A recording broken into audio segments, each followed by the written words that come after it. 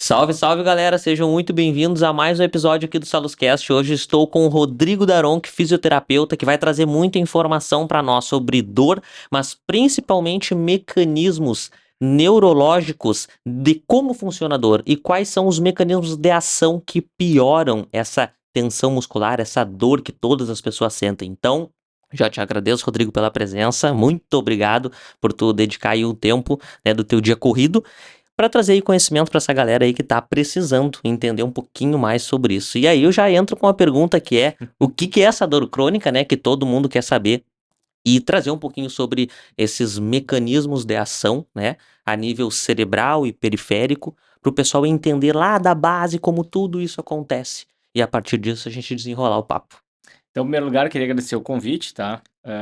Já vi que vários amigos passaram por aqui, tá? Então, espero manter o nível. Então, assim, mestre, eu vejo que um dos grandes problemas da área da saúde é que a gente segmentou demais as coisas. E a gente, no momento que segmenta demais as coisas, a gente esquece de olhar o paciente como um todo. Só que eu falo, na teoria é muito bonito falar, olhar o paciente como um todo. Mas eu sempre falo assim, ó, se a gente pegar alguém na rua aqui agora, em uma hora eu ensino várias técnicas para essa pessoa. E tu sai tratando qualquer pessoa. Só que às vezes vai dar certo, às vezes pode não melhorar. Só que o que que faz a diferença não é a técnica, e sim é tu saber qual técnica usar e no momento certo de usar. Tem muitos pacientes que às vezes chegam para fisioterapia e ele não é para fisioterapia. Ele é para o psicólogo, psiquiatra, para educador físico, para ortopedista, para o reumato. Então, o físio, eu falo que às vezes, muitas vezes é o profissional de primeira escolha, então ele tem que ter esse conhecimento até para poder direcionar o paciente. Porque às vezes o paciente fica pipocando de um profissional para o outro e ele não entende o que está acontecendo. E muitas vezes ele não está sendo bem avaliado, tá? Então, parte muito desse processo de avaliar, entender o que está acontecendo com o caso. Tá? Então, isso é o básico. Primeira coisa que eu gosto de explicar, assim, ó, sobre dor, eu sempre tento simplificar o máximo possível, tá? A gente pode complicar, pode dificultar. Na clínica, a gente tenta facilitar o máximo possível. Então, vamos lá. O que que é dor, mestre? Primeira coisa, a gente entender que dor é uma resposta individual. Então, eu sempre dou um exemplo. Se eu der um beliscão em 10 pessoas, cada um vai sentir uma dor totalmente diferente, porque a dor é uma resposta única, individual e tem componentes internos, psicológicos, individuais, que isso tudo somam e geram um sintoma, tá? Então, como assim? Eu gosto de dar um exemplo bem fácil para o paciente entender. Aqui tem alarme, mestre?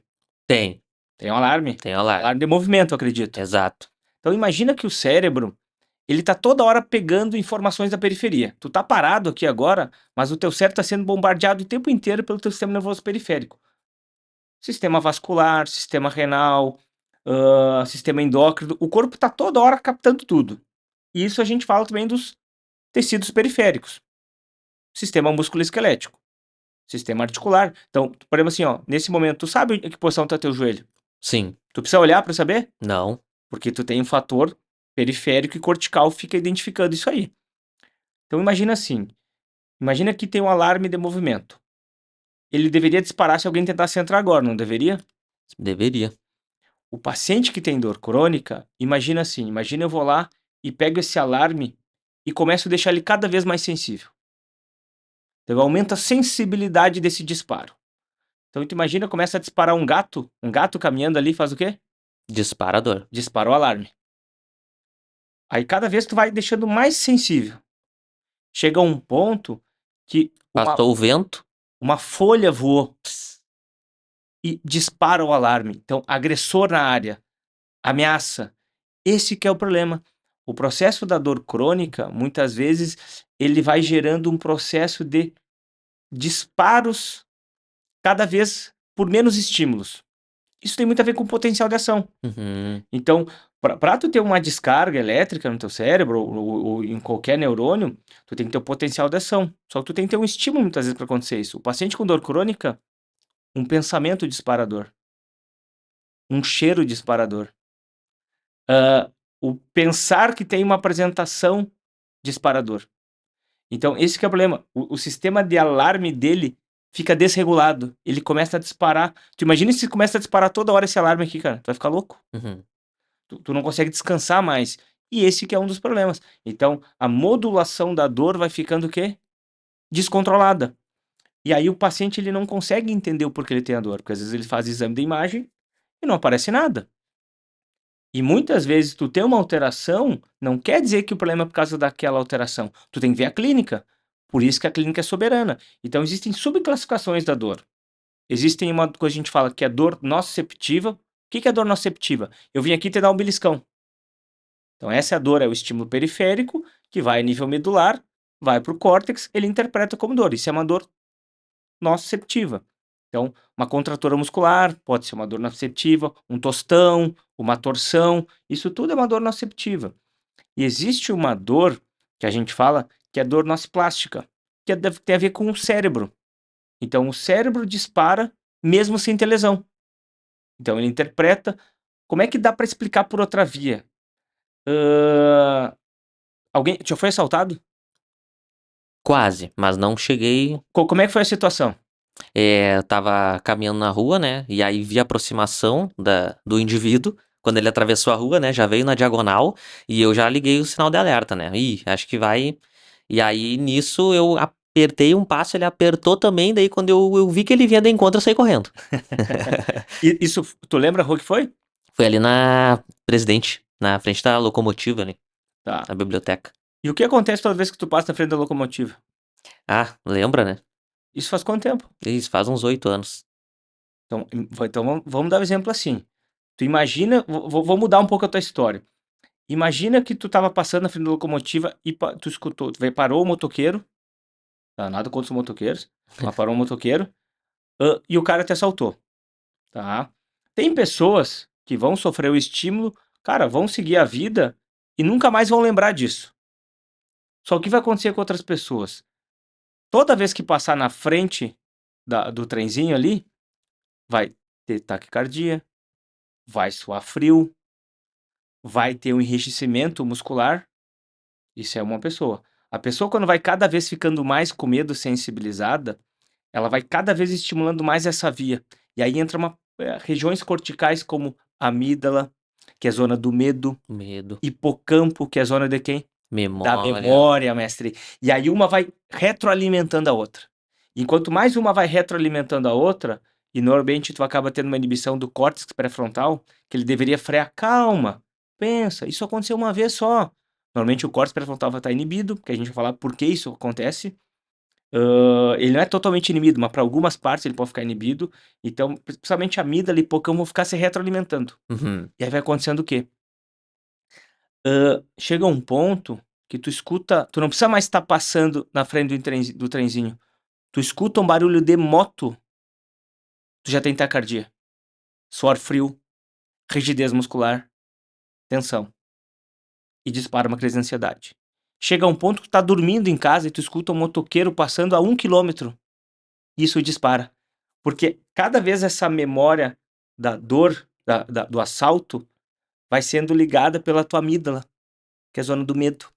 E cada vez elas vão se retroalimentando. Quando a gente fala de parte cortical, a gente fala isso muito, mestre, que é uma coisa assim, ó. Imagina, para tu gerar um impulso ali, vamos dizer que tu precisa de 100 moléculas de glutamato. Uhum. Que o glutamato é um neurônio, um neurotransmissor excitatório. Então, para dar um estímulo X, tu precisa de 100, vamos dizer assim, moléculas de glutamato. Uhum. Quanto mais tu vai ficando, esse sistema vai sendo retroalimentado, cada vez tu precisa menos estímulo para disparar aquela memória. E todo efeito de cascata hormonal que acontece. Chega a um ponto, começa a 50, 20, uma molécula de glutamato. Já Resumindo, dispara. só o fato de tu estar na correria do dia a dia já pode disparar aquela memória que tu teve lá do assalto. Porque eu dou o exemplo do assalto que é mais fácil, é mais palpável isso. Uhum. Só que isso acontece na dor. Então, normalmente a dor é uma marca que fica no teu cérebro. Então, normalmente, para tu cronificar uma dor, normalmente ela foi no primeiro momento nociceptiva. Tu teve alguma lesão, alguma contratura, algum trauma, e o teu cérebro não soube lidar com a neuroplasticidade adequada e foi cronificando isso. Em vez de esquecer e seguir a vida, ele foi cada vez deixando mais essa marca mais funda no teu cérebro. É como se fosse uma cicatriz, em vez de apagando, ela foi ficando cada vez mais o quê? Mais marcada. Uhum. Mas por que acontece isso? Aí que tá. Por que algumas pessoas quando são assaltadas, esquecem o assalto, e tem outras que cada vez vão ficando com mais medo. Isso é uma resposta individual. E tu sabe qual que é um dos principais fatores que influencia isso? Sono. O sono é um dos principais fatores que faz o quê? Tu cronificar ou não cronificar uma dor. Porque sono de baixa qualidade, os estudos, a gente sabe hoje em dia, através dos estudos, que durante o sono profundo, tu tem um sistema chamado sistema gliolinfático, que ele faz uma limpeza das toxinas produzidas durante o dia. Então, se tu não chega no sono profundo, mestre, o que vai acontecer? Tu já acorda inflamado o teu córtex.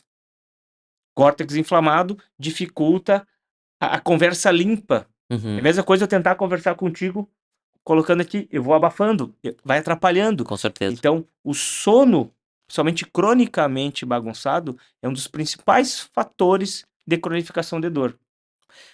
Bom, Não, se tu não me quando- interromper, eu vou falar, claro. Ali o que tu falou sobre a amígdala e o hipocampo, cara, é impressionante como essa comunicação entre os dois vira uma cachaça, né? Eles têm uma afinidade onde eles vão se retroalimentando e depois para esse córtex pré-frontal conseguir entrar em ação parece que é um esforço absurdo. Sabe por que disso? N- Não sei se não necessariamente só pela posição deles no nosso cérebro, mas pelo fato deles agirem de formas antagônicas, onde um faz um determinado serviço no cérebro e o outro faz outro. É mais simples que tu pensa, mestre. Às vezes a resposta é mais simples do que tu pensa.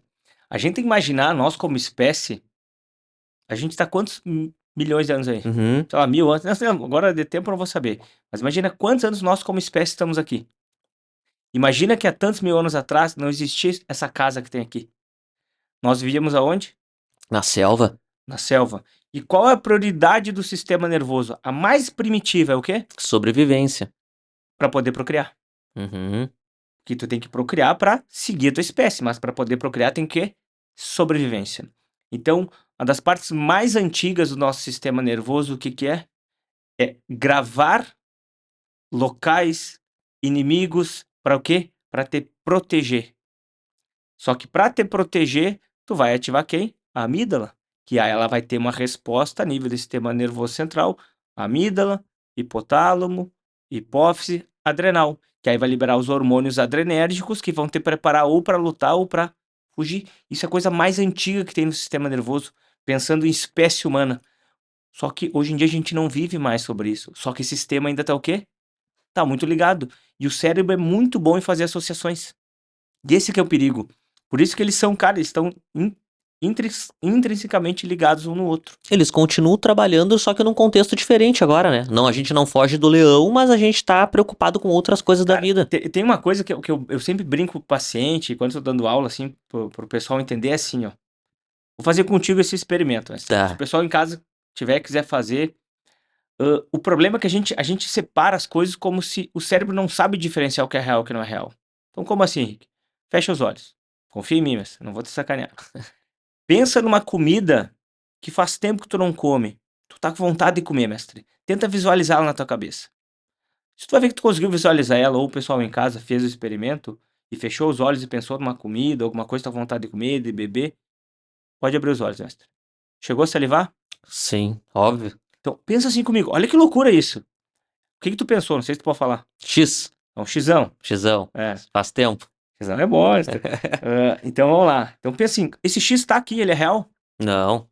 Então, pensa, cara, o X não é real, não tá aqui. Mas tu não teve uma resposta física? Uhum. Então é assim que a gente tem que entender. Então tu pensou em algo, numa comida, mestre, que isso gerou ativação neuronal, isso mandou inputs para o teu hipotálamo, isso mandou informação para tua glândula salivar e teve um aumento real, físico de saliva.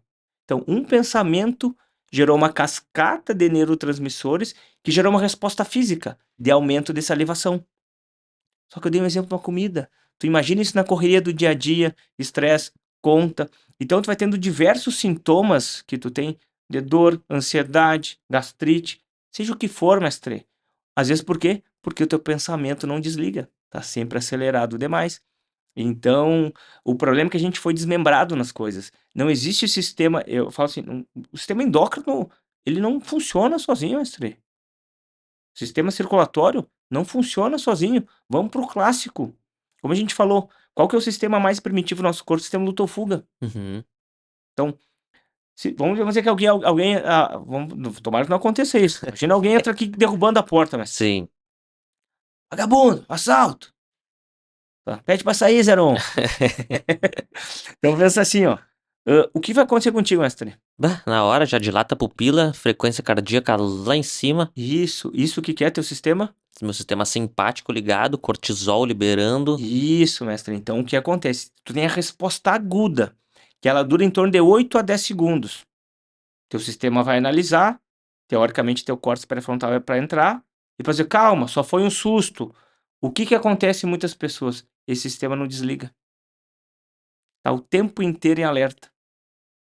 Só que tu imagina, aí tu tá sempre com o teu sistema adrenal a milhão, isso gera o quê? Vamos pensar junto, vamos tentar linkar as coisas, porque hoje em dia é tão difícil separar as partes, porque não funciona separado. Então vamos pensar junto assim. Como é que tu faz para saber se um paciente, um cliente, tá com um sistema simpático muito alerta? Sabe como é que tu pode fazer para identificar isso?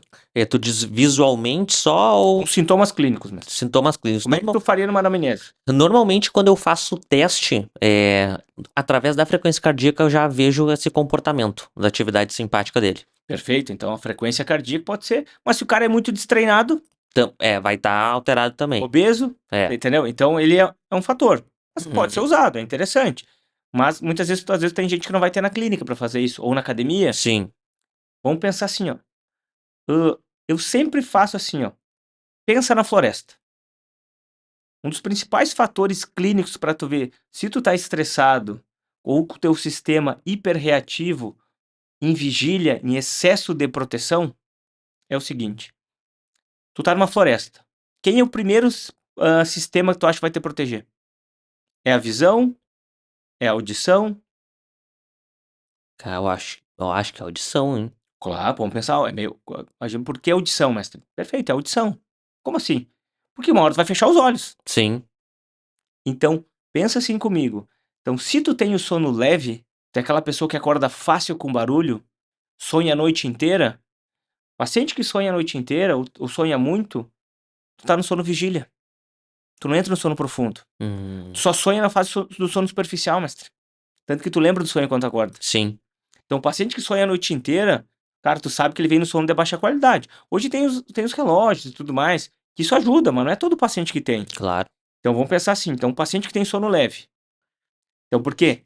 Se tu tá numa floresta, pensa assim, quem vai ser o primeiro sistema que vai estar hiperexcitado? Teu córtex auditivo. O que quer dizer isso? Qualquer barulhinho que acontece na rua, alguém abre uma porta, o companheiro se mexe, tu já dispara, já acorda. Um cachorro latiu, tu acorda. É o cérebro não querendo desligar, tá? É ameaça.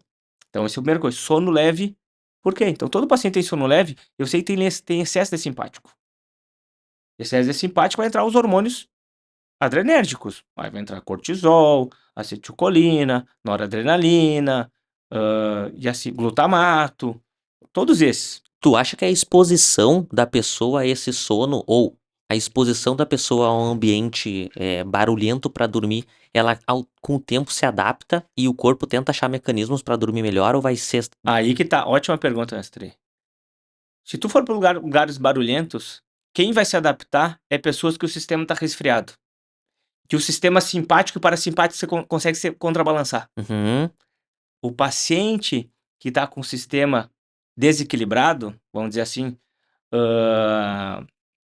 que ele não tá conseguindo equilibrar sistema simpático parasimpático, que ele tem a sensibilidade auditiva muito aguçada, porque o córtex auditivo tá em vigília, porque o sistema adrenal tá sempre ligado, esse paciente não vai acostumar. Ele vai cada vez fazer o quê? Sensibilizar mais. Uhum. É o exemplo do assalto. Ele cada vez vai precisar menos estímulo para disparar, para acordar. Em vez de acomodar, ele vai sensibilizar. Esse é um dos fatores. O paciente que está com o sistema hiperexcitado é um motor quente. Ele não consegue mais adaptar, Uhum. porque o córtex pré-frontal está inibido. Quanto mais a amígdala e hipocampo ficam ativos, mais tu vai inibir o quê? O córtex pré-frontal. Então, por que alguns se adaptam, outros não? Porque vai depender como tá a tua neuroplasticidade. O cara que tá com o sistema sobrecarregado, mestre, imagina tu chegou aqui enlouquecido, cara, hoje em dia foi, só deu bucha. Cara, os pacientes brigaram, briga na academia, sei lá, quebrou o carro, tu chegou aqui estressado. E eu vou ter que passar uma tarefa meio complicada. Tu acha que tu vai ter paciência pra fazer ela? Jamais. Jamais, tu entendeu, mestre? Só que tem gente que tá cronicamente assim. Só Uhum. que não percebe. Então, primeiro sintoma clínico, observar como é que é a qualidade do teu sono. Se tu acorda fácil com barulho, o vizinho, tu tá sempre escutando o vizinho. E aí tu vai conversar com o teu outro vizinho. Ah, tu viu a barulheira que o vizinho fez? E o vizinho, não, nem escutei o vizinho. Tu vê, né? Porque o estímulo é o mesmo. Só que Uhum. para algumas pessoas vai irritar, vai acomodar, que nem tu falou, e outras vai o quê? Piorar. Piorar, porque cada vez vai precisar menos estímulo para gerar, Perfeito. o, vamos dizer assim, a resposta de ficar brabo. Então, eu nunca esqueço, uma vez foi um caso engraçado na clínica, um paciente tava com dor tensional e tudo mais, e eu sempre vou fazendo anamnese, fazendo essas perguntas, e ele disse, não, Rodrigo, porque o cachorro do vizinho, não sei o quê, vou matar o cachorro do vizinho, não vou envenenar o cachorro. Eu falei, calma, mas tá louco fazer isso, tchê? E eu falei, calma, respira, eu tento fazer o cara ativar o córtex pré-frontal, mestre. Salvar o cachorro, né? Não, racionalizar a situação. E eu falei, faz quanto tempo tu mora ali? Não, faz 20 anos que eu moro lá. E eu falei, o cachorro do vizinho é novo? Ele, não, Rodrigo, o vizinho deve ter uns 10 anos, o cachorro. E eu falei, tu acha que o cachorro começou a latir essa semana? E ele, não. E eu falei, tu acha que não tem muito mais a ver pelo momento de vida que tu tá, de estresse? Que aí o teu cérebro interpreta sob ameaça, e aí o barulho do cachorro, o teu cérebro tá percebendo. Antes, quando tu tava numa normotonia, vamos dizer assim, com o sistema equilibrado, teu cérebro não dava bola pro cachorro. Tu tem animal de estimação ou não, mestre? Tem o gato. Eu não tenho experiência com gato. Mas então vou dar exemplo cachorro. Mas às vezes eles bagunçam de madrugada aí. Tá, então vamos lá. Não tem dia que eles bagunçam e tu nem dá bola? Tem dias que eu acho que nem bagunçaram. E aí depois ver nas câmeras foi uma festa. Então, eu sempre dou exemplo quem tem cachorro. Tem dia que o teu cachorro late, mestre, e uma latida que ele dá, tu já tem vontade de tocar o chinelo nele. Uhum. E tem dia que o cachorro fica latindo e tu nem dá bola. Lembra, qual é o primeiro sistema que fica hiperexcitado quando tu tá com o sistema desequilibrado? Sistema auditivo. Teu limiar para barulho fica cada vez mais sensível. Aquela pessoa que escuta os outros.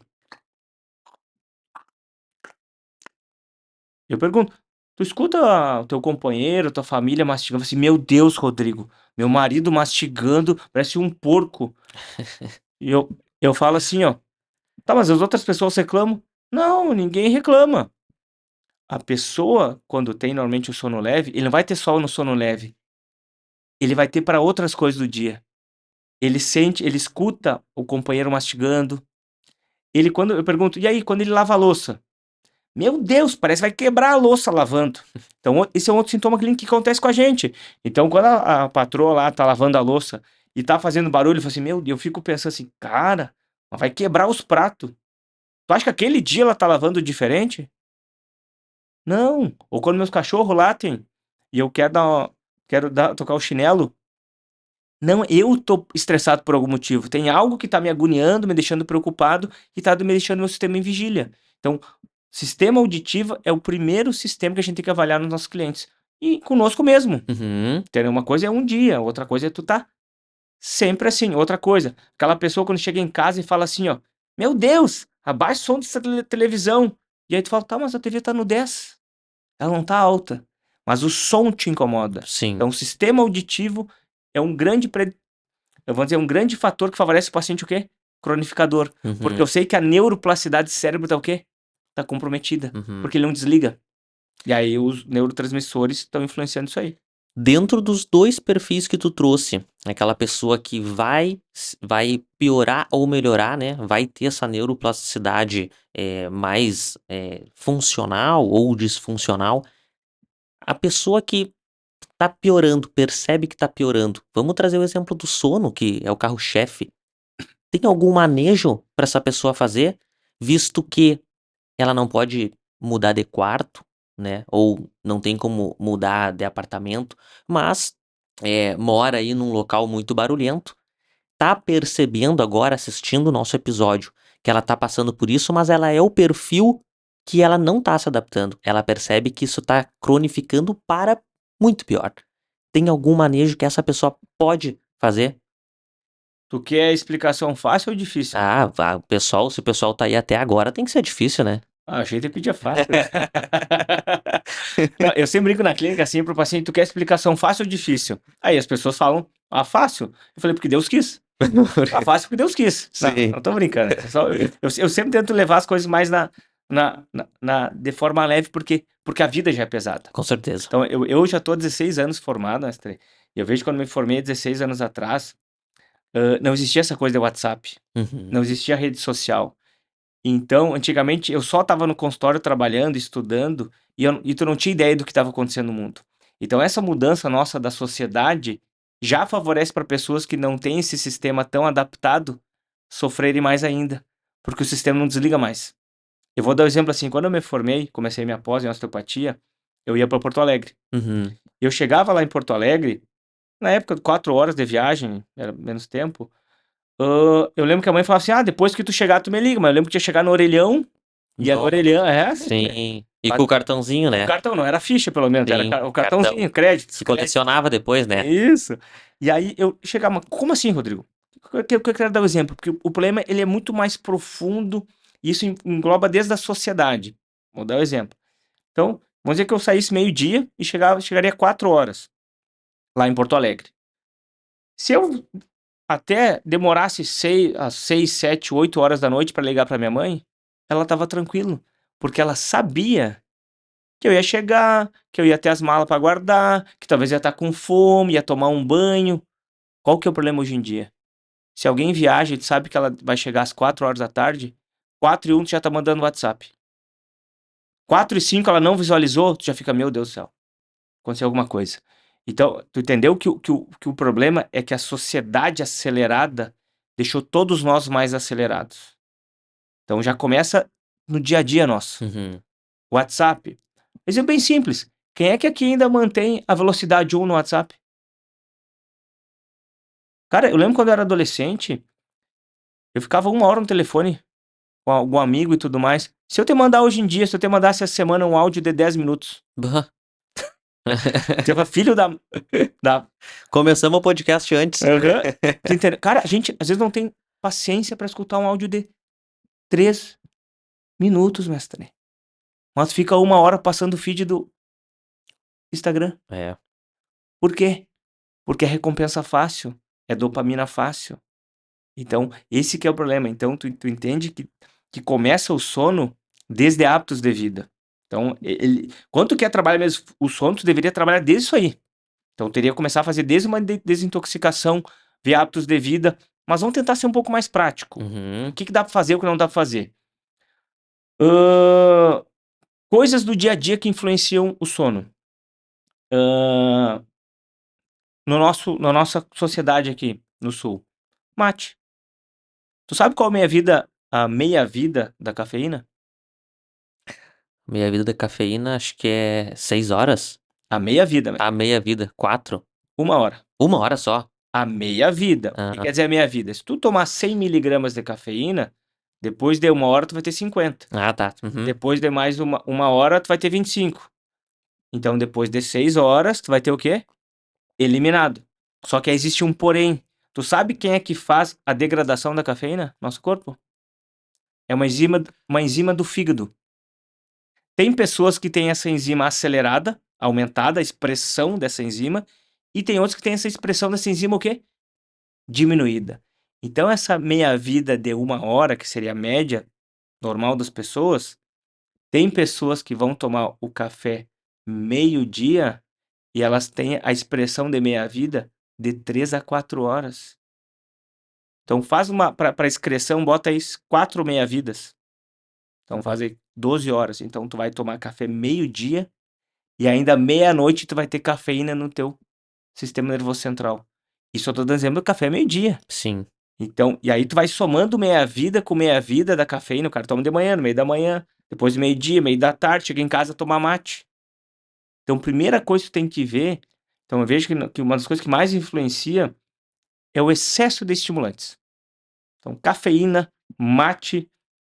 Só tem pessoas que têm sorte.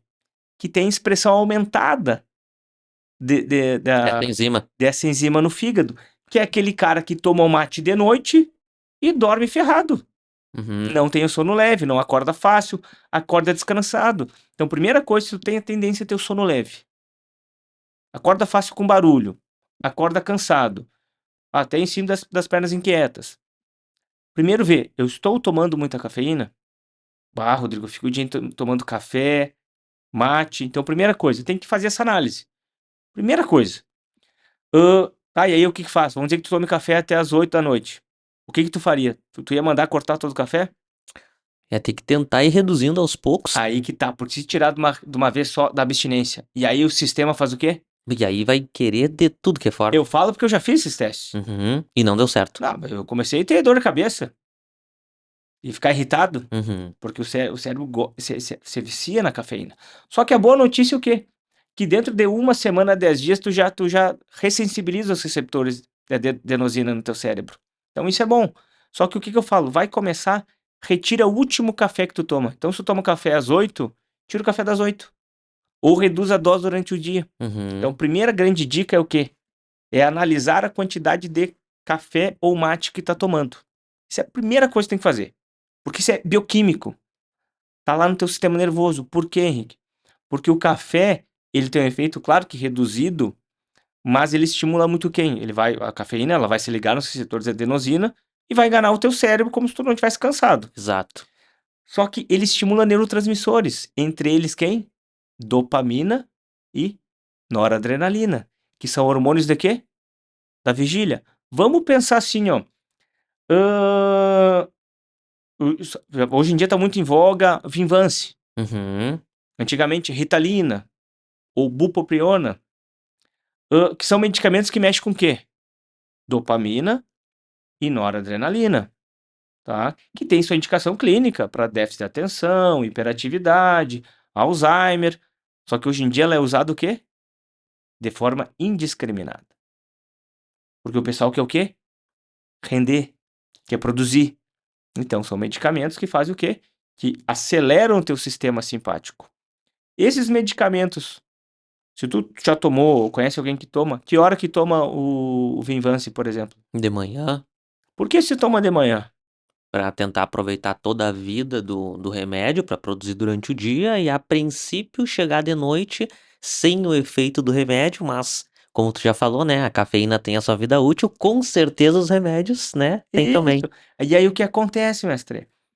Então tu imagina, esses medicamentos tu toma de noite porque eles te mantêm em vigília, em alerta. Então tu imagina o dia inteiro tu ficar botando estimulante, estimulante, estimulante, estimulante, estimulante, estimulante.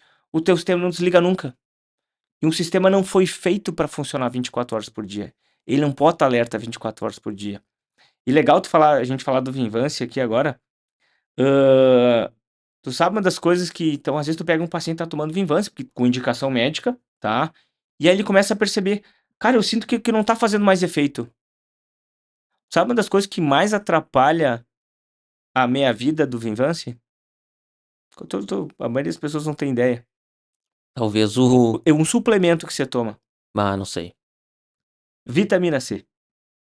O uso de vitamina C, mestre, ele diminui mais de 30 a 40% a excreção, ele aumenta a excreção do Vinvance. Então, resumindo, o cara que usa Vinvance e suplementa de manhã cedo ou meio-dia vitamina C, tu vai ter uma diminuição da eficácia terapêutica do Vinvance. Uhum. Isso tá na bula, mestre. Mas Só quem quem é que abre lê a bula? Só quem é que lê a bula? Sim. Então, paciente que usa esses medicamentos, pode suplementar vitamina C? Pode, mas tem que cuidar o horário. Deveria suplementar mais pro final do dia, então. Sim. Porque às vezes tu pode estar cortando o efeito do medicamento que caso tenha sido indicado, né? Uhum. Tá? Então, é que a gente acha que as coisas são segmentadas. O corpo tá todo interligado. Então, por isso quando perguntam pra mim, pode tal coisa? Por isso que não existe uma coisa que todo mundo pode fazer. Cara, vitamina C é uma coisa bem, teoricamente, bem tranquila. Dependendo da dose terapêutica. Mas, cara, em alguns casos, nesse caso de quem faz esse tipo de medicamento, ele diminui a eficácia terapêutica do medicamento, cara. Cara, então quando tu para pra pensar isso, até isso tem que perguntar pro paciente, tá? E outra coisa que tem que tomar cuidado, muitas vezes o paciente tem bruxismo. O que que é o bruxismo? O apertamento com cisalhamento. Então, isso normalmente acontece porque por excesso do sistema em vigília. Sempre lembra o sistema luta-fuga. Se tu estiver numa floresta, se sentindo ameaçado, como é que vai ficar teu sistema auditivo? Em alerta. Como é que fica teu sistema musculoesquelético? Em alerta. Em alerta. Tenta, se tu fizer um experimento, vocês em casa fizerem um experimento, de tentar relaxar a boca, tá? De tentar relaxar o corpo. E tenta apertar os dentes, mas com o corpo relaxado. Fica até difícil. Não vai. Não Então, vai. porque tá interligado as coisas. Sim. Então, normalmente o paciente que tem esse excesso de apertamento é o excesso de sistema simpático, de sistema vigília, sistema adrenal. Hormônios como glutamina, como noradrenalina, como glutamato vão estar em excesso, tanto a nível cortical quanto a nível quê? Periférico. E vamos pensar no pessoal pensando no pessoal já na musculação. Uhum. Qual o principal neurotransmissor que através do potencial de ação lá, que chega no músculo, que estimula a liberação de cálcio no músculo para ativar o deslizamento das fibras de actina e miosina? Acetilcolina. E a acetilcolina é um neurotransmissor que excitatório. Então, o paciente que tem um sistema vigília, ele vai ter muito excesso de acetilcolina. Consequentemente, tu vai estar sempre disparando o quê? Sinais para realizar as pontes cruzadas. É aquele paciente que está relaxado e está sempre o quê? Tenso. Tenso, mestre. E aí tu vai lá, tu faz uma manobra, tu libera. Cara, e só tá tratando o sintoma, não a causa. Então a gente tem que identificar isso aí. Então quando eu pego um paciente que tem sistema auditivo muito sensível, bruxismo, eu já tenho que estar ligado que esse sistema pode estar o quê? Com a neuroplasticidade um pouco o quê? Alterada. Alterada. Vou perguntar medicamento. Será que não tá tomando medicamento aqui? Tá abusando da cafeína. Então, essa é a primeira coisa que tem que cuidar. Então, hoje em dia, eu vejo cada vez aumentando mais as disfunções de DTM, que são as disfunções tempomandibulares. Cara, e é incrível. Cada vez mais as pessoas têm usado o que? Estimulante. Para estudar. Tu vê que é um comportamento comum entre as pessoas que têm essa mesma queixa. Que tem isso aí. Antes, assim, uns 20 minutos atrás, eu acho, tu até tinha comentado da comunicação desses neurônios, dando o exemplo do glutamato, que quando a pessoa ela vai aumentando o alarme, né, a sensibilidade à dor, tu precisa de menos neurotransmissor para disparar aquela dor, para disparar aquele sinal. Explica pra galera, para quem não é da área, né, da saúde, como que funciona essa comunicação entre os neurônios, porque nessa questão da dor, o corpo vai ficando tão treinado que o corpo precisa de poucas moléculas para ser sinalizado. Mas, trazendo a relação do abuso, que tu acabou de falar agora, isso é o contrário, né? O corpo vai se adaptando tanto que tu precisa cada vez mais daquelas moléculas, seja em quantidade, seja em periodicidade. Então, é uma balança, né? Que o teu corpo ele precisa, ele vai treinando, vai ficando melhor, e aí tu precisa dar mais, porque aquele efeito já não tá mais como era antes. Da mesma forma que em relação à dor, como tu trouxe, o corpo fica tão treinado que tu precisa de menos molécula para disparar aquele mesmo sinal. Então traz pra galera essa comunicação e trazendo esses dois paralelos do quanto o abuso vai gerar cada vez mais abuso. E nessa linha, como tu já falou da dor, né? O corpo ele vai ficando tão treinado que tu precisa de um estímulo muito pequeno para gerar toda aquela catástrofe fisiológica. Vamos tentar. Tu viu que eu começo a falar e me perco no raciocínio, mas vamos lá. Então, o que a gente tem que parar e tentar entender, ou imaginar, visualizar, que o nosso, como corpo, tu tá parado agora? Como sistema fisiológico, não. Aí que tá. O corpo nunca para. Uhum. Tu tem sistema circulatório, coração bombeando, intestino funcionando, neurotransmissores para cima e para baixo, regulando glicose, regulando sistema de alerta, vigília. Então o corpo está toda hora percebendo isso. Então tu tem uma comunicação entre zonas corticais e entre neurônios, tá? E o que vai acontecendo? A gente vai criando uma coisa que a gente chama de engrama. Engramas são sequências de neurônios que vão se falando. Uhum. Quanto mais eles se falam, mais ele se conhece. É que nem aquele teu amigo que tu nem precisa falar, ele já sabe o que tá pensando. Uhum. Então, o cérebro é bom para fazer isso. Vou dar um exemplo. Vamos pensar como uma criança desenvolvendo, tá? Tu começa não sabendo fazer nada, não começa a caminhar, então tu não consegue fazer, sei lá, escrever. Tu vai tentando fazer, tu vai aprendendo, chega um ponto que você torna automático. Um exemplo que todo mundo fez, dirigir carro, autoescola. Cara, a primeira vez que eu entrei na autoescola, eu falei assim, cara, eu nunca vou aprender a fazer marcha. Sim. E depois tu nem pensa, vira automático. Por quê? Porque já tem uma sequência de neurônios que faz o quê? Que tu nem pensa, ele vai automático. Então, isso é a primeira coisa, tu tem uma comunicação entre sequência de neurônios e zonas corticais. O cérebro tá toda hora se trabalhando. O cérebro do homem e da mulher funciona um pouco diferente. Uhum. O cérebro da mulher, ele fica trocando hemisfério por toda hora. E o homem já funciona mais de um lado, do outro. Funciona mais assim, e a mulher não, fica pipocando. Por isso que a mulher consegue ter essa capacidade de fazer 2, 3 coisas ao mesmo tempo. E o homem pode ver, às vezes, na média, né? Não dá pra classificar todo mundo, Sim, mas na sim. média, a mulher vai conseguir ser mais politarefas e o homem mais monotarefas. Então tu tem uma comunicação direta entre esses neurônios, tá? Só que o que acontece? Tu tem que ter um equilíbrio entre essas estruturas. Quando tu tem hormônio demais excitatório, tu tem que entrar com hormônios que façam o quê? Que resfriem esse sistema. Só que como a gente falou, tem pessoas que têm uma boa neuroplasticidade e outras que têm o quê? Uma baixa neuroplasticidade. Então é esse sistema que não consegue desligar, Uhum. tá? Então essa é a primeira coisa. Hã, eu acabei me perdendo um pouco na raciocínio, Não, mas vai, qualquer coisa eu volto. tá, não. Então como é que funciona essa comunicação? Tudo funciona através de estímulo elétrico, potencial de ação. Então o potencial de ação tá ali, o que que é o potencial da ação? É o estímulo, é a despolarização do neurônio que gera o estímulo. Esse estímulo vai chegar lá na parte final do neurônio e vai gerar estímulos ali. Aí vai liberar neurotransmissores. Pode liberar glutamato, pode liberar GABA, pode liberar acetilcolina, pode liberar dopamina, serotonina. E o que que faz isso liberar um ou outro? É individual. Cara, eu vou te dar uma notícia assim, ó. Cara, amanhã vai chover. Cara, posso falar para essa mesma informação para 10 pessoas e cada um pode ter uma resposta totalmente diferente. Como assim? Cada um vai ter um pico de neurotransmissores totalmente diferentes. Tem alguns que vão ficar, puta que pariu, cara, vai chover essa merda amanhã.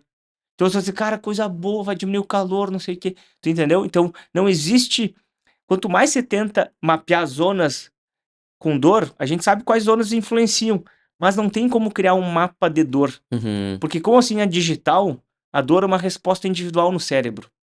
Como a felicidade é uma resposta individual. Então, a gente busca uma receita, mas quanto mais a gente estuda, mais a gente vê que o processo é individual. Uhum. Mas tem coisas que a gente sabe que influenciam para mais ou para menos. Então eu vejo que a capacidade que tu falou, mas por que algumas coisas tu precisa de mais estímulos, outra menos estímulos? Isso tem a ver com o receptor. Então tem receptores que vão dessensibilizando. O que quer dizer isso? É o exemplo da cafeína. Então, cada vez tu precisa de mais cafeína para ativar e inibir esses receptores. Então, Uhum. cada vez tu precisa de mais. Já tem outros, quando principalmente ligado com a resposta de quê? De medo. Principalmente que está relacionado com medo, o cérebro cada vez quer o quê? Medo é proteção, Uhum. sobrevivência. Então, normalmente, tudo que está relacionado com medo, tu tem a tendência de cada vez precisar menos estímulo. Por isso que às vezes a terapia cognitivo comportamental é muito boa, que faz o quê? Trabalhar o córtex pré-frontal, fazer, cara, não precisa ter medo, te acalma. Essa lesão que tu tem não vai te deixar numa cadeira de roda. Tem que fazer o movimento. Não sei se a gente já conversou ou não. E eu vejo que o papel do professor de educação física, o profissional de educação física, o personal, o professor de salão que se chama, Uhum. cara, vocês têm a faca e o queijo na mão.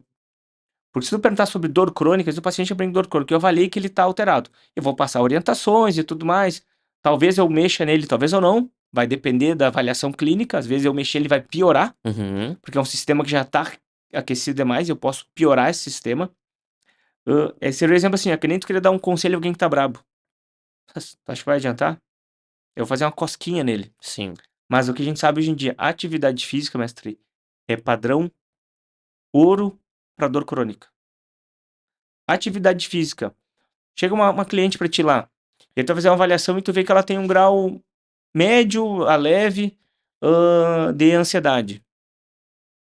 O que que eu posso te afirmar que tem boa evidência científica pra melhorar isso aí? Exercício. Exercício físico. Através da contração muscular, liberação de miocinas, e aí entra uma Aí cascata. que tá, então vamos pensar, tu tem todos esses fatores que a gente conversou, mas também tu tem muita estimulação através do exercício o quê? Do BNDF, Uhum. que é o quê? Que ele é como se fosse um neuromodulador a nível cortical. Então, a atividade física é como se ela ajudasse a neuroplasticidade. Ela facilita isso. É como se tu botasse um adubo positivo no cérebro. Uhum. Então, que nem eu falo pro paciente. Vamos tentar fazer um gancho.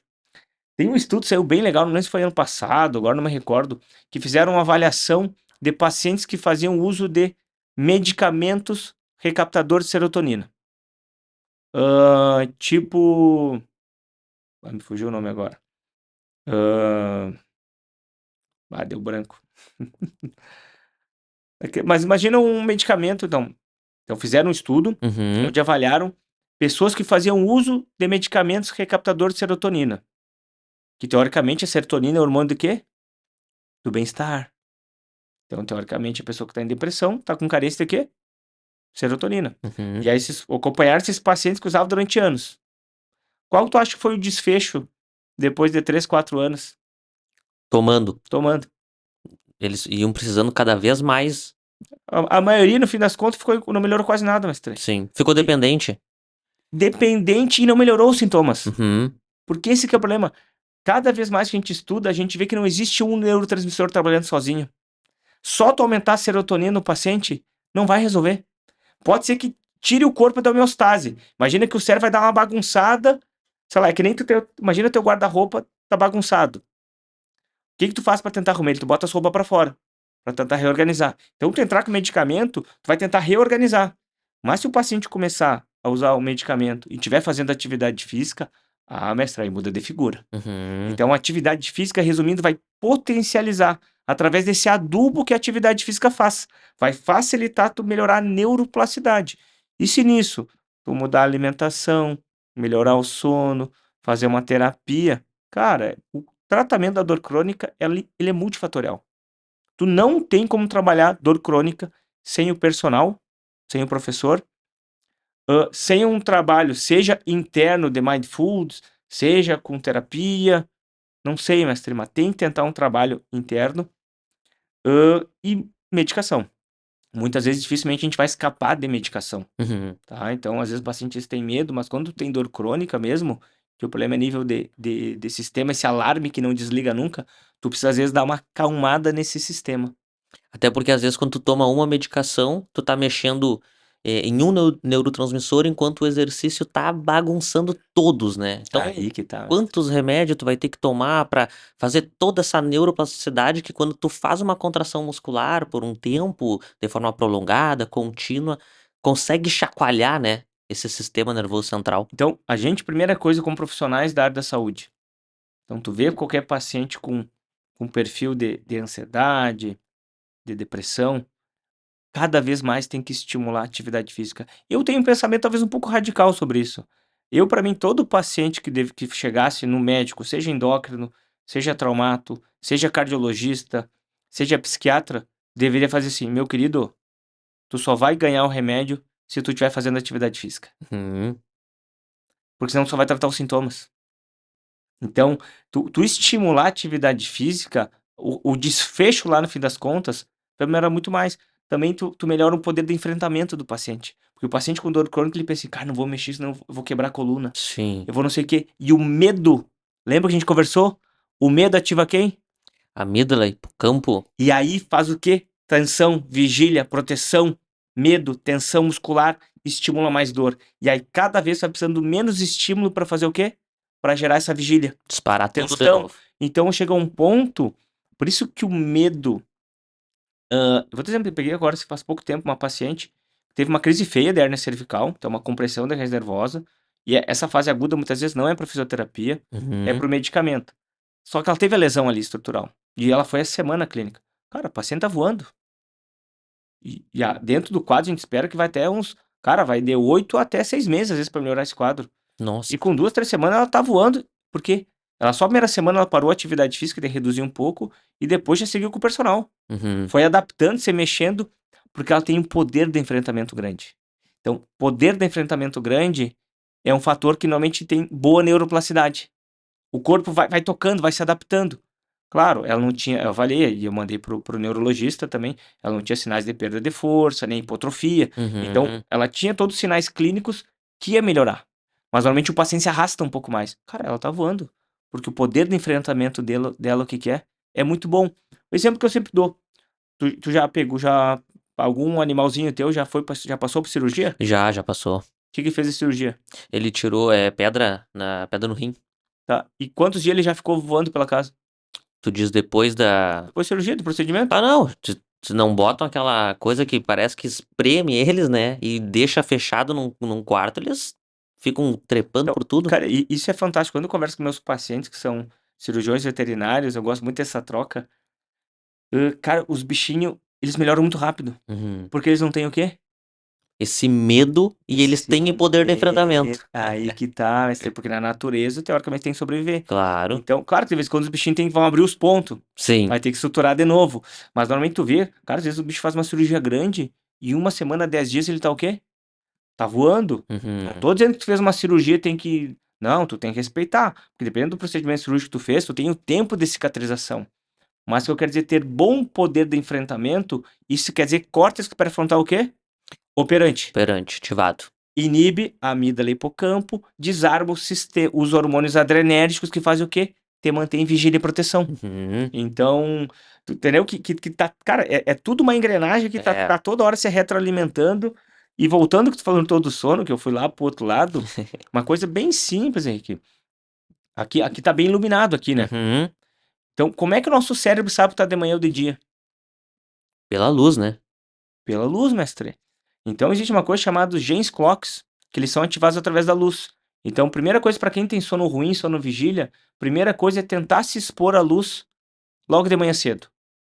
Se expor à luz, à claridade, olhar para o céu, não para o sol. Não vamos olhar Uhum. para o sol, né? Pelo menos durante 5 minutos. Isso vai ativar os genes clocks. Isso vai ativar o teu ciclo circadiano.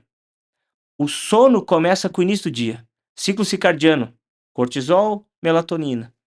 Então, isso é fundamental. Qual que é o problema quando a gente chega em casa de noite? Como é que fica a casa? Luz ligada, luz do celular no Luz do talo, brilho no celular, olho. no talo. Então, primeira coisa que a gente tem que entender. Então, lembra, tem pessoas que o sistema se adapta bem, vai ficar com a luz ligada, vai mexer no celular, vai dormir e apagar. Tem outras que não. Então, para quem tem esse quadro de não adaptação, tem que fazer higiene do sono. Então, 1 hora de dormir, tem que baixar as luzes, deixar a luz indireta. Então, a mulherada, quando faz a limpeza da pele, não pode fazer antes de dormir. Tem que fazer pelo menos 1, 2 horas antes de dormir. Porque quando faz aquela limpeza da pele no espelho, a mulherada antes de dormir, imagina aquela luz tá batendo no espelho e vem direto aonde? Uhum. No teu olho. Isso vai ativar pro teu núcleo accumbens, que tá de manhã. Sim. Vai ativar os hormônios o quê? Adrenais. Então, imagina, tu tá com luz ao talo e vai deitar. Então, isso para quem tem o sistema sensível. Outra coisa, celular, Instagram. Instagram, por que a gente vicia tanto nessa coisa, tio? É muita recompensa imediata, né? Recompensa sem esforço. O cérebro gosta de recompensa sem esforço. Exercício libera dopamina. Só que qual que é o ruim dele no início? Ele exige esforço Uhum. para tu liberar pouca dopamina. Chocolate libera muita dopamina. E o esforço o que que é? Só abrir o plástico. Sim. Drogas, álcool, celular, passar o feed. Isso é dopamina, recompensa. Só que isso tá ativando o quê? Lembra? Dopamina normalmente vem junto com quem? Noradrenalina. Então isso te deixa o quê? Excitado. Vigília. Então, para quem tem o sono leve, pelo menos 1 hora, meia hora antes, tem que largar o celular, mestre. Uhum. Tanto pela claridade, mas principalmente pela informação. Pensa assim, ó. Imagina antes de tu deitar, tu ficou meia hora no Instagram rodando o feed ali. Quantas informações e fotos diferentes tu viu? Bah. Quantos links na tua cabeça tu não fez? Pessoas que tu conhece, pessoas que tu gosta, pessoas que tu não gosta. Cara, então, primeira coisa que a gente tem que fazer. Então, quem não quer entender, melhorar um pouco o sono, cara, bota no YouTube lá. Higiene do sono. Cara, hoje em dia tem um horror de conteúdo sobre isso. Então, primeira coisa, tenta higiene do sono, maneja o café, atividade física, estimulante, tem que tomar cuidado, o pessoal usa muito hoje em dia energético, tá? Esse dia atendi um paciente que estava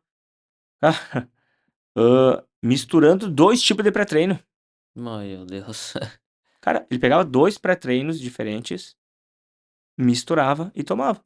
Ele falou: "Bem que eu senti que tinha taquicardia". Óbvio, cara, cafeína até o talo, tchê. Sim.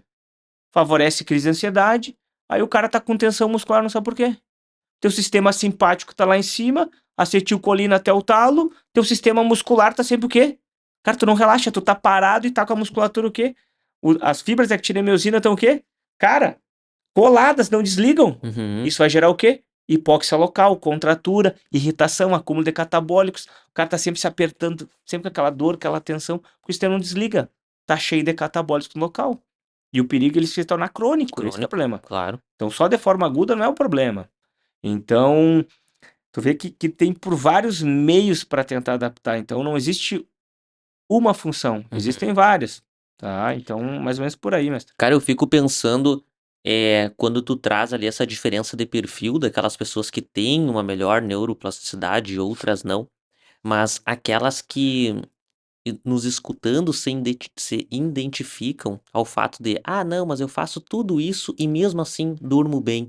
O quanto de viés não tem nessa fala dela, porque às vezes ela nunca experimentou fazer tudo isso que tu tá falando, já que ela dorme bem, tu pode dormir então muito bem fazendo tudo isso.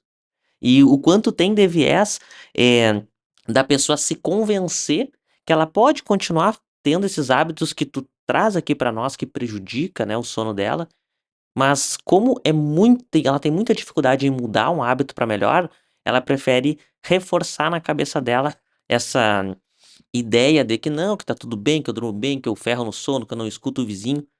Só que às vezes é um viés de comportamento, de fala dela, justamente pra não mudar um hábito, né. Sabendo que tu traz que a ciência diz que, cara, se tu beleza, tu dorme bem, mas se tu fizer isso que eu tô falando, tu vai dormir melhor. Cara, eu falo assim, tem gente que tem mais sorte que juízo. Uhum. Existe um fator que é genético que a gente não consegue modificar. Mas a gente sabe que hoje em dia o ambiente e genética estão ali 50%, tá? Então, só que eu consigo entender, Rick, sabe por quê? Vou te dar um exemplo assim, ó. Imagina tu tem um hábito, mestre. Já tem um hábito na tua vida, já tentou mudar e tu tá sempre repetindo ele. Uma coisa simples no teu dia a dia. Cara, como eu estou sempre nessa mudança, se hoje eu tenho um hábito, é porque ele ainda é inconsciente, eu não consegui trazer para o consciente, então agora eu não vou conseguir te dizer. Mas antigamente, vamos pensar o Henrique de Ah, antigamente.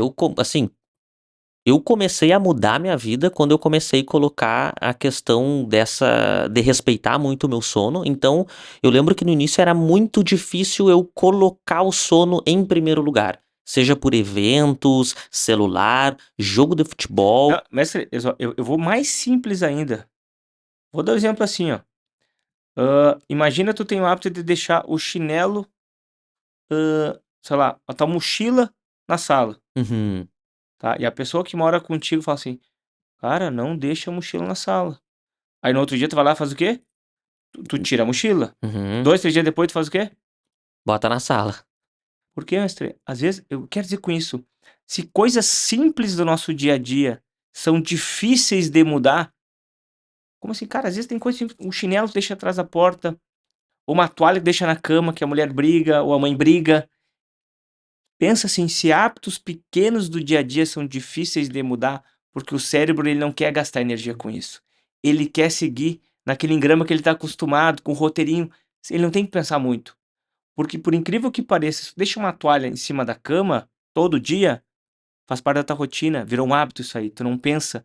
Só que tu tirar essa toalha e botar no banheiro, cara, para o cérebro de algumas pessoas é muito trabalho cognitivo. Uhum, Tu tem que criar outras redes neuronais que não existem. uhum. E ele tenta 1, 2 dias, no terceiro dia faz o quê? Volta ao normal. Volta ao padrão. Uhum, Então eu consigo entender se pequenos hábitos não são difíceis de mudar, tu imagina o sono que é multifatorial. Então, mas por isso que tá, a primeira coisa, tu ter o conhecimento é a primeira coisa. Eu sempre falo assim pro paciente: "Cara, tu é maior de idade, eu não vou ficar te enchendo o saco por isso.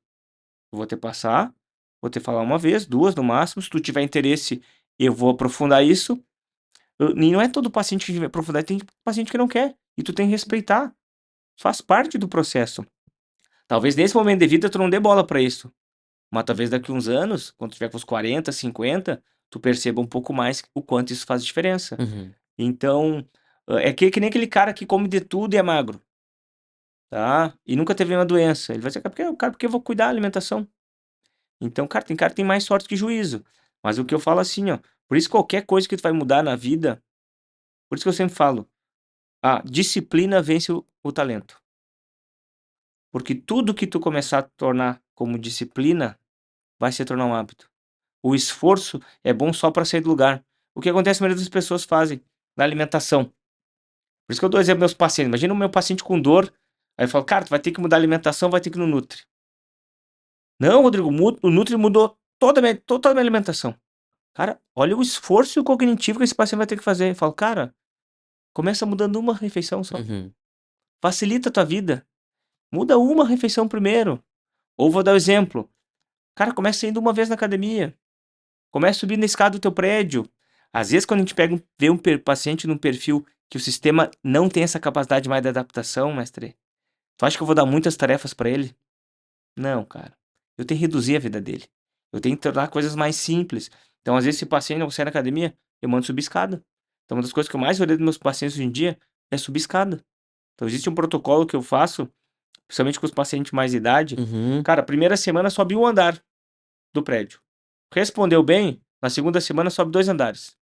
Terceira semana, 3 andares, e assim sucessivamente tu vai subindo. Aí chegou no limite do teu prédio, pega o elevador, e assim vai cada vez fazendo esse protocolo. Cara, por que eu tô fazendo aos poucos? Porque aí entra a parte de vocês a periodização. Uhum. Por que a maioria dos pacientes se estoura com atividade física? Porque não periodizou. Vai acontecer daqui a pouco, daqui a 1, 2 meses, começa a esquentar, e o que vai acontecer com a medianeira e a presidente aqui na cidade? Vira uma passarela. O pessoal ficou 3, 4 meses sem caminhar, e aí sai pra caminhar 1 hora por dia todos os dias. Uhum. E aí vai acontecer o quê? Dor no Mas. joelho, tornozelo. Uhum. Aí tu vai dizer que a caminhada faz mal? Não, a gente sabe que os estudos mostram que quem corre, caminha, tem o disco, a coluna mais forte, tem menos chance de artrose. O que faz a diferença é periodização. Tu tem que deixar o corpo se adaptar. Então, cara, por isso que eu sempre faço o quê? É o exemplo da escadinha. Progressão. Uhum. Vocês fazem um cálculo melhor no treino. Então, como eu não vou fazer isso com o paciente, eu faço, cara, vamos começar devagarinho e vamos progredindo aos poucos. Esse poder de enfrentamento que tu traz pra galera, primeiro passo, ter o conhecimento. Mas às vezes não é o suficiente, né? Pra tu criar esse poder de enfrentamento. Na tua prática clínica, quando tu precisa ajudar, já chegou alguma vez algum paciente que falou pra ti, Rodrigo, eu preciso melhorar esse meu poder de enfrentamento, ou eu não estou conseguindo? Como que tu conversa, né, com essa galera, pra eles conseguirem entender? Um dos grandes mitos que a gente tem na clínica, e eu sou culpado nisso também, a fisioterapia de forma geral é culpado. Eu lembro que eu estava na faculdade e entregava os folderzinhos para os pacientes, tem que sentar retinho, tem que dormir com o travesseiro no meio das pernas, tem que, na hora que flexionar, para pegar um objeto, não flexionar a coluna. Uhum. Cara, a gente sabe que a coluna foi feita para flexionar. Posição de dormir é a posição que tu conseguir dormir, posição de conforto. Isso não tem uma grande relevância. Então, como é que a gente vai perceber isso aí, Henrique? O paciente vai dizer, cara, eu tenho medo de fazer tal movimento. Quando o paciente fala que tem medo de fazer tal movimento, eu sei que o poder de enfrentamento dele tá alterado. Uhum. Primeira coisa que eu vou tentar fazer, explicar para ele. Se o cognitivo dele, quando eu falo cognitivo, é parte córtex pré-frontal, tá ok, e ele entende bem a informação que eu dou para ele, ele vai perder o medo. Ah, não. Então o Rodrigo falou que eu posso flexionar, vou começar a flexionar a coluna. Então, tem um perfil do paciente que vai responder só com a conversa. O cara que não, cara que ele continua com medo, a gente faz uma coisa que a gente chama de exposição gradual. Então, o cara que tem medo de flexionar o joelho, flexionar a coluna ou o joelho, eu não vou botar ele já para botar as mãos no chão. Eu vou começar fazendo o quê? Colocando ele de lado, de cômodo lateral, e fazendo ele fazer um gato, camelo, gato Uhum. arrepiado. Fala, cara, foge do meu dedo. Foge do meu dedo. Entendeu? Uhum. Eu não mando o estímulo flexiona a coluna. E ainda faz um foco externo ainda, foge do meu dedo. Exatamente. E aí vai fazendo assim, depois fica em 4 apoios, vai fazendo isso, faz a posição de reza, posição de esfinge, foge do meu dedo, abre o peito. E o cara foi tranquilo fazer. Uhum. E aí ele vai percebendo, tu viu que tu flexionou a coluna? Flexionei, não senti dor. Então isso é exposição gradual, para depois tu colocar o paciente o quê? Em pé. Ou às vezes tu pode fazer, sabe o que é? Deixa um objeto cair no chão e fala, pega pra mim o objeto. Uhum. E aí tu vai ver que ele inconscientemente, porque ele não vai pensar, ele vai fazer o movimento. Tu viu, tu flexionando eu, vai dizer, é verdade. E tem aqueles casos que o paciente, cara, tá bloqueado. Uhum. E aí vai demorar um pouco mais de tempo. E às vezes ele pode ficar um bom tempo bem. E aí quando ele tem crise de novo, ele volta lá pra estaca zero. Porque dor faz parte da vida. Se tu for uma tribo indígena, tem um estudo que fizeram, foram em tribos indígenas e questionaram. Na cultura, posso estar falando uma bobagem, eu tô dizendo que o trabalho falou. Uhum. Que eles não têm o hábito de reclamar de dor. Não é algo da cultura reclamar de dor. Mas quando vai questionar se tu tem dor, eles falam, tá, mas dor não faz parte da vida? A nossa cultura trabalha a dor como doença. Então, dor faz parte de ter dor. Depende do tipo de dor. O problema é a importância que o teu sistema nervoso vai dando para ela, a amplitude que ele vai dando para ela. Então, é praticamente impossível tu passar pela tua vida sem uma crise de dor lombar, sem uma crise de dor cervical, sem de vez em quando inflamar o joelho, sem torcer o tornozelo. Faz parte. Mas aí tu vai lá, vai reabilitar, vai fortalecer, vai seguir na atividade física e a tendência é o corpo seguir o caminho dele. Existem Uhum. alguns pacientes, dependendo do trauma que tem, pode ser necessário cirurgia. Então, mas resumindo, dor, a gente não pode associar dor com lesão, com intensidade. Uma dor forte, não necessariamente tu vai ter uma lesão forte. Sim. Porque dor, lembra que eu falei, é uma resposta extremamente individual. E tem alguns estudos que mostram que isso vem desde a tua infância, mestre. Vou dar um exemplo. Pais superprotetores, aquele filho que cai e tu fala assim, meu Deus, meu filho, você quebrou. Eles têm tendência de ser o quê? Mais o quê? Que a gente brinca, paciente dodói. Uhum. Paciente com limiar de dor, qualquer coisinha já dispara o cérebro. Já sente dor. Já tem outros que o pai fala, bora, bora, vai, levanta, não foi nada. O piá tá com o braço fraturado. E o pai, bora, não foi nada. A tendência é ter um poder de enfrentamento maior. Então, tu vê que a nossa modulação de dor, a importância do cérebro, cara, vem dos primeiros registros da infância. Sim. Não tem como Então, separar, né? não tem como separar, tchê. Então, por isso que o dia atual, cada vez as pessoas têm mais dor, mestre, porque o sistema cada vez está mais sobrecarregado. Ele tem menos capacidade de se adaptar, porque ele já não desliga mais. Sim. Ele tá sempre com aquele motor. Imagina o teu computador, o teu iPad, cada vez tu só vai abrindo mais programa. Uhum. E nunca fecha nenhum programa. Cara, vai chegar uma hora que vai começar a travar. Para tu abrir o bloco de notas. Sim. É mais ou menos isso que vai acontecendo no cérebro. Por isso que às vezes é tão difícil mudar certos hábitos. Porque o sistema já tá tão corrompido que algo simples se torna difícil. Perfeito. O pessoal que já chega com esse sistema pronto lá, né, para disparar essa tensão, tudo mais, tu entra com as intervenções de terapia manual, o que mais que tu, faz de intervenções com esse pessoal na prática, né, além do Aí que exercício? tá. Primeira coisa, a gente vai ver se essa dor tá corticalizada, que seria uma dor nociplástica, tá? Uhum. E aí tu tem subclassificações. Então, um paciente, para mim poder mexer nele, mestre, ele não pode estar com uma coisa que a gente chama alodínia. Para mim fazer técnicas de intervenção aguda. O que quer dizer isso? Eu, por exemplo, pego um pincel de maquiagem e passo, por exemplo, tu tem dor no pescoço, tá? E vou passar no teu pescoço. Vou ficar esfregando ali. O paciente que está com um sistema muito hipervigilante, esse pincel começa a fazer o quê pro paciente? Disparador. Disparador. Então, o simples passar um pincel ou eu ficar fazendo estímulo de vento dispara dor no cérebro dele. Tu acha que esse paciente, se eu entrar fazendo uma técnica, seja de manipulação, seja de liberação miofascial, que a gente não usa mais esse termo hoje em dia, seria manobra de miofascial, porque na verdade a gente não libera nada, a gente só devolve o deslizamento tecidual e diminui o input que vai lá para o sistema nervoso, Uhum. tá? Então tu diminui a aferência periférica para menos informação cortical.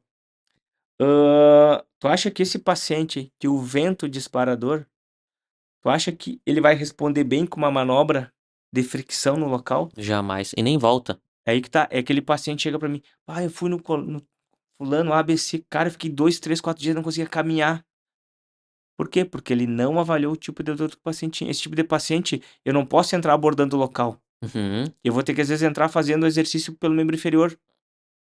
Pra gerar toda aquela liberação de Isso, miocina, tudo, mestre. neurotransmissor, pra conseguir se comunicar. Só que aí que tá, é individual isso aí. E tu Uhum. tem que explicar pro paciente que isso é longo prazo. Imagina que um paciente que tem dor corticalizada mesmo. Imagina assim, ele é um viciado. Uhum. Como assim um viciado? Um viciado é sempre viciado. Ele vai ter quedas, ele vai ter percalços. Então, o paciente com dor, ele vai ter que estar sempre se tratando, sempre. Ele vai ter que ser o coautor da reabilitação dele. Se esse paciente com dor crônica, ele só buscar coisas passivas, ele vai cronificar cada vez mais.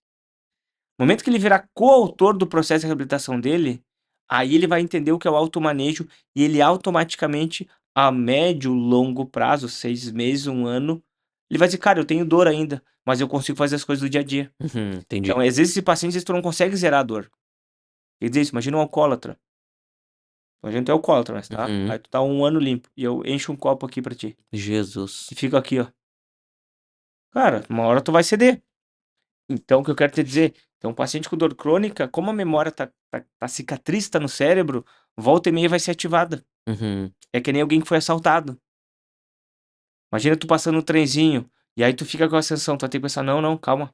Cara, já passou, foi outra época. Hoje em dia não tá acontecendo mais isso. Tem câmera na cidade", eu não sei, entendeu? Sim, Isso vai sim. ter. Claro. Então, terapia, seja o que for, então, seria mais ou menos por aí, esse pensamento, né. Sim, não tu vai fazer uma avaliação pra ver o tipo de dor pra entender a O melhor intervenção. paciente é aquele que tem uma dor que a gente chama que é nociceptiva, que é, sei lá, tu chega lá, tu não tem história de dor crônica, e aí tu fez, sei lá, tu teve um estresse agudo, tensionou a cervical e teve tá com dor no trapézio. Tu chega lá na clínica, eu faço toda a avaliação e tu não tá com o teu sistema auditivo muito hipervigilante, teu sono tá razoável, a vida tá mais ou menos, e tu só teve uma contratura.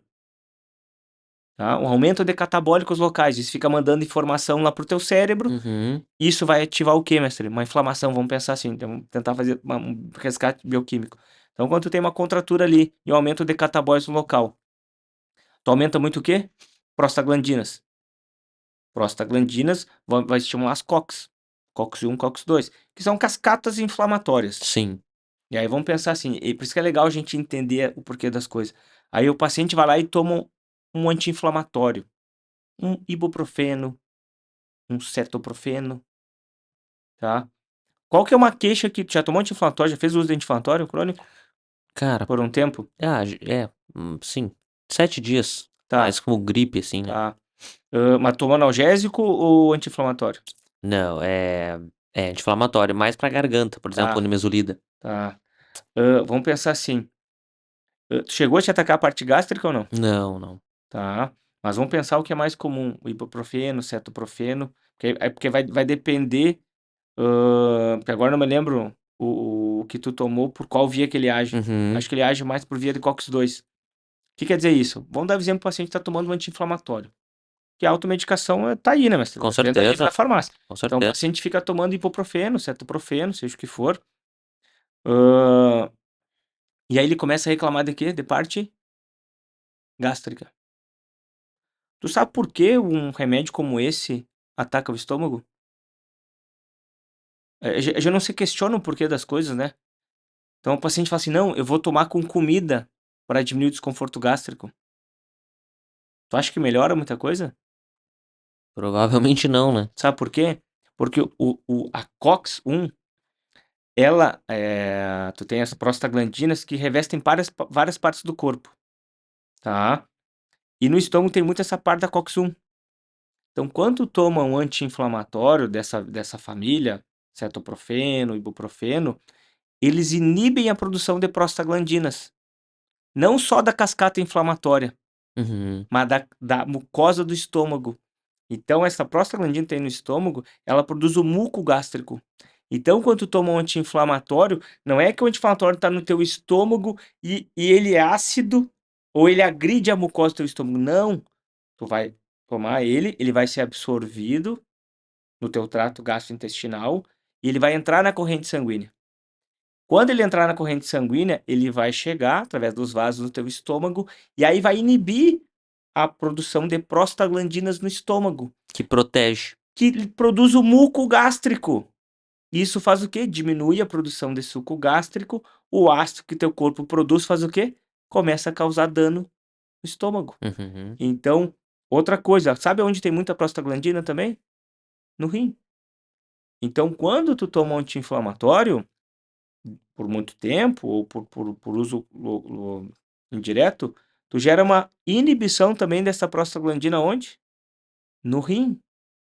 Que no rim tu tem que ter filtração pelos glomérulos. Tu diminui a capacidade de filtração do rim. Resumindo, sobrecarrega o glomérulo. E qual que é o problema de sobrecarregar a parte renal, mestre? A gente tem em torno de 1 milhão de vesículas glomerulares no rim, um de cada lado. A gente tem 2 rins, né? 1 milhão em cada rim. Sim. Só que sabe qual é o problema? Toda vez que tu causa dano num glomérulo, ele não cicatriza. Ele fica com a lesão. O dano é crônico. Então, por isso, tomar um anti-inflamatório não dá nada. Cuida. Então, o pessoal da musculação, que toma muito oral, vai lá e tá com dor e fica tomando anti-inflamatório, pode fazer o quê? Pode estar lesando dano renal, só que é silencioso a curto prazo. E qual que é o problema de ter uma lesão renal cronicamente a longo prazo? Qual que é o sistema tu acha que sobrecarrega por causa de uma lesão no rim? Sistema circulatório, coração. Coração e rim trabalham juntos, mestre. Então, tu entendeu? Quando um sobrecarrega, o outro vai sobrecarregando e vai virando uma bola de neve. Então,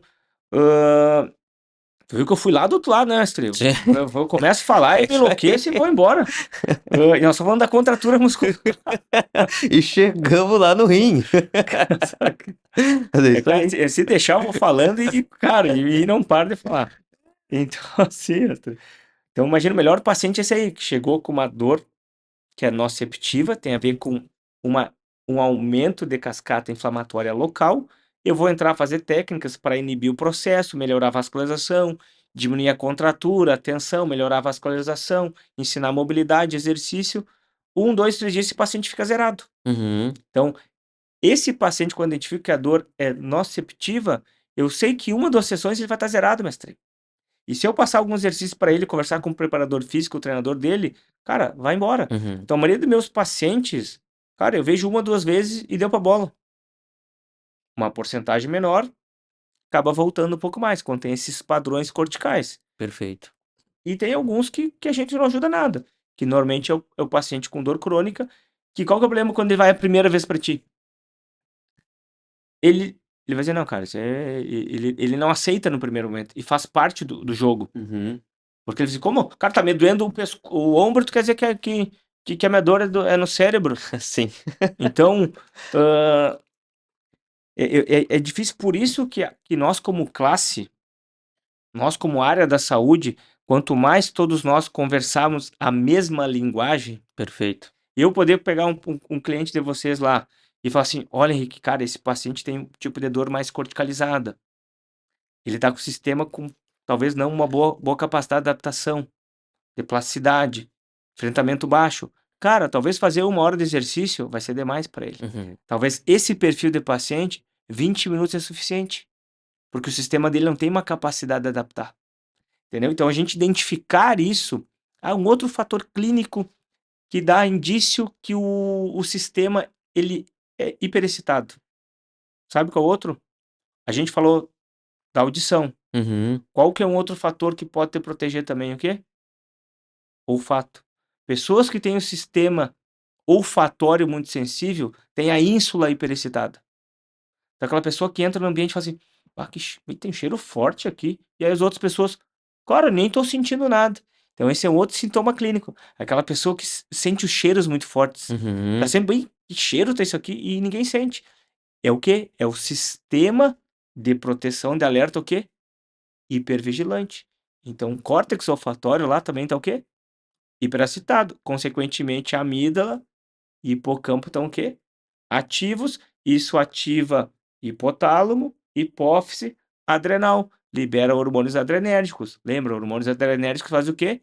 Tensão, vigília, proteção, contratura muscular, sono vigília, irritabilidade. Aquela pessoa que está com a capacidade ah, sem paciência. Uhum. Cara, quando tu tá sobre o sistema luto-fuga, tu não tem muita paciência, mestre. Até porque tu tem que canalizar toda a tua energia para aquele sistema, né? Exatamente, Porque a exatamente. qualquer momento, antigamente, né, a qualquer momento tu estava em perigo, tu precisava sobreviver. Então tu desliga as outras funções executivas, né? Então, por isso que tá tudo interconectado. Então a gente fala, cara, eu gosto de estudar essa parte de medicamentos e tudo mais, não porque eu vou prescrever, porque eu não tenho, como é que deve fugir a palavra? Eu não tenho autorização para fazer isso. Uhum, tem uma capacidade Não daqui a tenho pouco. capacidade e nem tenho informação para isso. Sim, Eu gosto de estudar isso para entender o porquê das coisas. Porque claro. muitas vezes o paciente chega para ti falando que tá tomando A, B, C, D, ou E, e tu não tem ideia. Eu vou dar o exemplo, pensando assim, um paciente pré-diabético, mestre. Qual é um dos medicamentos mais utilizados? Glifage? Que é a metformina. Uhum, Normalmente glifage 500 XR. Como é que ela é excretada? Ela é excretada através do intestino, das fezes. Só que qual que é um dos problemas que o glifage faz de uso crônico? lesão? Ele gera o quê, mestre? Favorece o catabolismo muscular. Então, o paciente que é sedentário e faz uso de glifagem, ele acelera a perda muscular, mestre. Pelo mecanismo que ele acaba agindo. Uhum, Então, tudo isso a gente tem que perguntar. Então, cara, mais que nunca, o cara vai usar ali, tem que fazer atividade física. claro. Senão vai aumentar a perda de massa muscular. Pelo menos para tentar empatar essa perda aí. Outro medicamento que acaba influenciando muito, os medicamentos para controle de colesterol. Os medicamentos para controle de colesterol, esses mais modernos eu não sei, porque tá vindo novas gerações aí, então toda Uhum, hora mudando. Mas os mais antigos, Crestor da vida, que é antigo, o que eles fazem? Eles geram muita mialgia, eles geram dano muscular, tá? Geram catabolismo muscular. Isso tudo por via metabólica. Então, tudo isso a gente tem que questionar o paciente, perguntar medicação que toma, medicação que não toma. O outro medicamento que também que pode influenciar bastante, às vezes o horário, entender um pouco do horário. Uma vez eu peguei uma paciente que ela tomava Ritalina, acho que ela tomava bupropiona, o Bup. E ela tomava o Bup e o Estalopram. O Estalopram é o recrutador de serotonina. sim. E na correria do dia ela fazia o quê? Ela tomava os dois juntos de noite. Só, cara, um acelera e outro freia. E eu perguntei, porque ela falou assim, que vinha dormindo mal. Eu falei, tá, mas tu sempre dormiu mal? Assim, não, Rodrigo, faz um tempo pra cá que eu tô dormindo mal. E ela falou os medicamentos que tomava. Eu perguntei, tá, mas quando tu começou a tomar esses medicamentos? E aí tu vai tentando montar o quadro. Eu falei, faz uns 3 meses. E eu falei, tá, mas faz quanto tempo mais ou menos tu vem dormindo mal? Rodrigo, deve fazer uns 2, 3 meses. Eu falei, opa, que horário tu tá tomando esses remédios? Eu tomo os dois juntos de noite. Eu falei, não, não, calma, calma, como assim? Esse medicamento que acelera, tu não pode tomar de noite. Então ela estava tomando medicamento que é para acelerar o sistema o quê? De noite. Então até isso, às vezes, o paciente, às vezes, ou porque não prestou atenção no que o médico falou, ou porque não leu a receita, ou porque às vezes na correria não foi falado direito, tudo pode acontecer. E às vezes a informação, uma consulta tem tanta informação que às vezes tu não presta atenção em tudo. Claro. Tu acha que isso é bobagem, tanto faz o horário, tem que tomar uma vez ao dia. Uhum, Então até isso. Então o sono dessa minha paciente estava alterado por quê? Porque ela tomava os dois remédios junto, mestre. Um tinha que tomar de manhã, ela tomava antes de dormir. E aí ficava com sono leve. sim. Não tinha como, né? Não tinha como. Tu sabe que eu abri lá no Instagram uma caixinha de pergunta. E tem algumas perguntas aqui, eu acho que até pelo pessoal te conhecer. Ah, Talvez é? eles não sabiam que Ah, a gente ia falar sobre isso, mas adivinharam, porque tem algumas perguntas aqui que tu já falou tudo, mas eu vou, vamos né, lá. até pro pessoal saber que serão contemplados. O primeiro aqui, ó, que foi o carro-chefe do início da nossa conversa, que é o sono e a importância na recuperação de lesões e função cognitiva, né? Fantástico isso. A gente pode aprofundar um pouco mais. Então vamos lá. Ah, tem estudos que mostram que tu dormir mal uma noite só de sono ruim, tu já vai ter um aumento de consumo de calorias de até 20% no outro dia. Então essa é a primeira coisa. Tu tem que imaginar que tu tem um déficit energético no teu cérebro. Uhum. Porque o sono ruim favorece o acúmulo de neurotoxinas. Então o cérebro fica mais inflamado. Um cérebro mais inflamado, tu vai inibir quem? Córtex pré-frontal. Então, Uhum. primeira coisa, o sono ruim, mestre, inibe o córtex pré-frontal. Tanto que tu pega algumas linhas da psicologia que falam que antes de tu fazer uma boa terapêutica com o paciente, tem que fazer o quê? Ajeitar o sono dele. Teoricamente, tu não vai ter como aprender bem se não dormir bem. Sim. Então, essa é a primeira coisa, parte cognitiva. Então, para quem estuda, cara, tem que dormir bem. Tem que investir em qualidade do sono. Seja através de terapia, existem suplementos também, essa parte de fitoterápicos, moduladores de cortisol e tudo mais. Tem alguns que têm boa evidência científica, mestre. Uhum. Então, dá para pesquisar isso. Hoje em dia tem que tomar cuidado, tem muita moda de muita coisa, mas tem coisa que é boa, tem que ver o que tem evidência científica. Perfeito. Tem coisa que tem evidência científica. Às vezes tu usa alguma coisa, tu usa melatonina achando que melhora teu sono. A melatonina vai ser boa para uma parcela de pessoas, não para todo mundo. Porque muitas vezes a pessoa, ela acha que não dorme bem por falta de melatonina. O problema às vezes não é falta de melatonina, é excesso de sistema simpático, Sim. excesso de cortisol, noradrenalina. Então tem que usar coisas para frear esse sistema. E aí existem fitoterápicos, chá, seja o que for, mestre. Então Uhum. isso vai cada caso. Em relação à recuperação muscular, o principal hormônio da reparação e do crescimento, qual que é? GH. GH. E ele é liberado aonde, mestre? Na última fase do sono. Então, o cara que não tem o sono, vamos dizer, 100%, ou o melhor possível, ele nunca vai estar 100% dentro da capacidade de reparação dele. Então, se tu tá em 50, tu pode melhorar mais. Então, o sono de boa qualidade vai favorecer o quê? Principalmente pelo fator o quê? Da liberação do GH. Uhum. Pela essa grande reparação, inflamação, tanto central quanto inflamação periférica. Tem estudos que mostram que tu dormir mal, mestre, tu já acorda inflamado no outro dia. Tu aumenta interleucinas inflamatórias, interleucina 6. Então tu já acorda com o corpo inflamado. Tem outros estudos mostrando que 3 noites de sono ruim já podem baixar de 20 a 30% a testosterona. Então, se tu fez um exame de testosterona e tu vem numa semana dormindo mal, cara, ele vai dar um resultado, às vezes, falso negativo, Uhum. entendeu? Então, até isso influencia. Tu entendeu? Que o sono, ele influencia uma coisa, ele influencia várias coisas. Então, é só parar e pensar, cara, a criança é clássico, vê se a criança quando tá com sono, fica de mau humor. Então, tu dormir mal, tua tendência é estar mais mal-humorado no outro dia. Consequentemente, escolhas alimentares piores no outro dia. Sim. Escolhas comportamentais piores no outro dia. Vai querer recompensas mais fáceis. Tu quer mais Instagram. Eu brinco, o dia que tu tá mal, mestre, estressado, é o dia que tem menos mexer na rede social. É o dia que tem que focar mais em ti.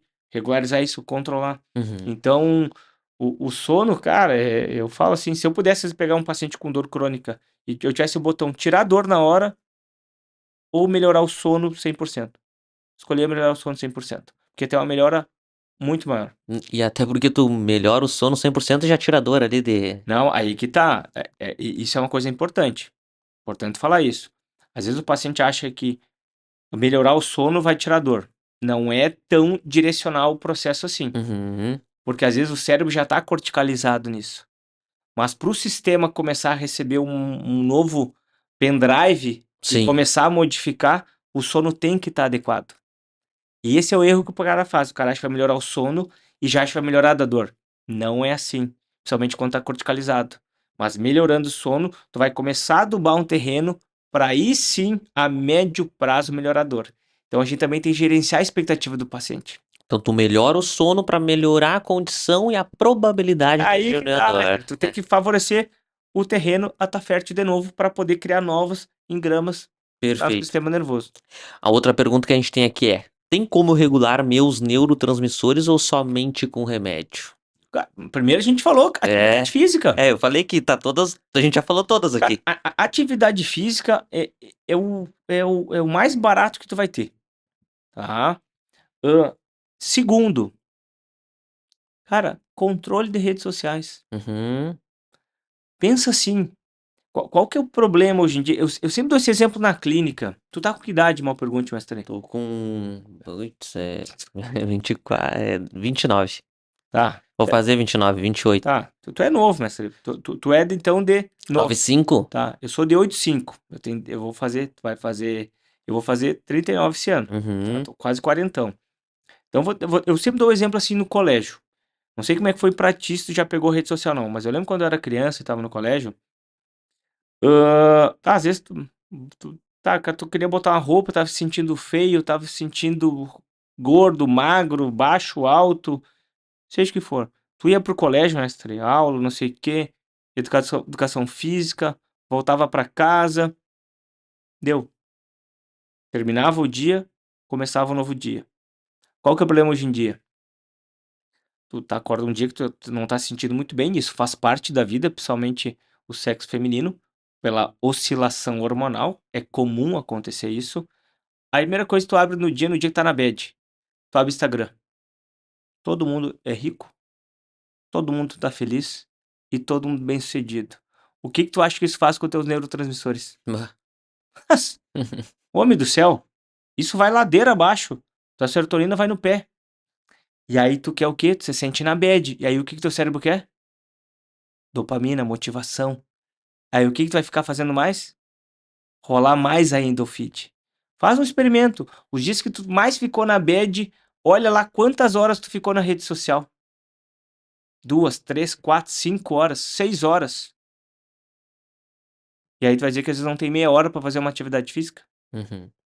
Mas porque o cérebro quer recompensa rápida. Então tu quer, vamos dizer assim, melhorar teus neurotransmissores, começa a restringir, controlar um pouco a rede social. Fazer um detox. Cara, não tem como tirar totalmente. Não adianta, a gente vive, tá imerso nisso. Sim. Mas eu chego em casa no final do dia, eu já tento não mexer tanto mais no Instagram, mestre. Então, todos nós temos que. Eu, quando comecei a ver, cara, como é que eu tô ficando tantas horas assim no Instagram? Se eu fico 10 horas na clínica, começa às 7h30, sai às 7, eu vou na academia, cara, porque tu vai pipocando toda hora um pouquinho.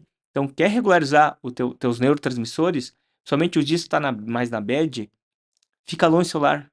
Ou usa o mínimo possível o celular, mestre. Uhum. Outra coisa, o cérebro gosta de trabalhar pouco e ter recompensa. Outra coisa, ficar maratonando série.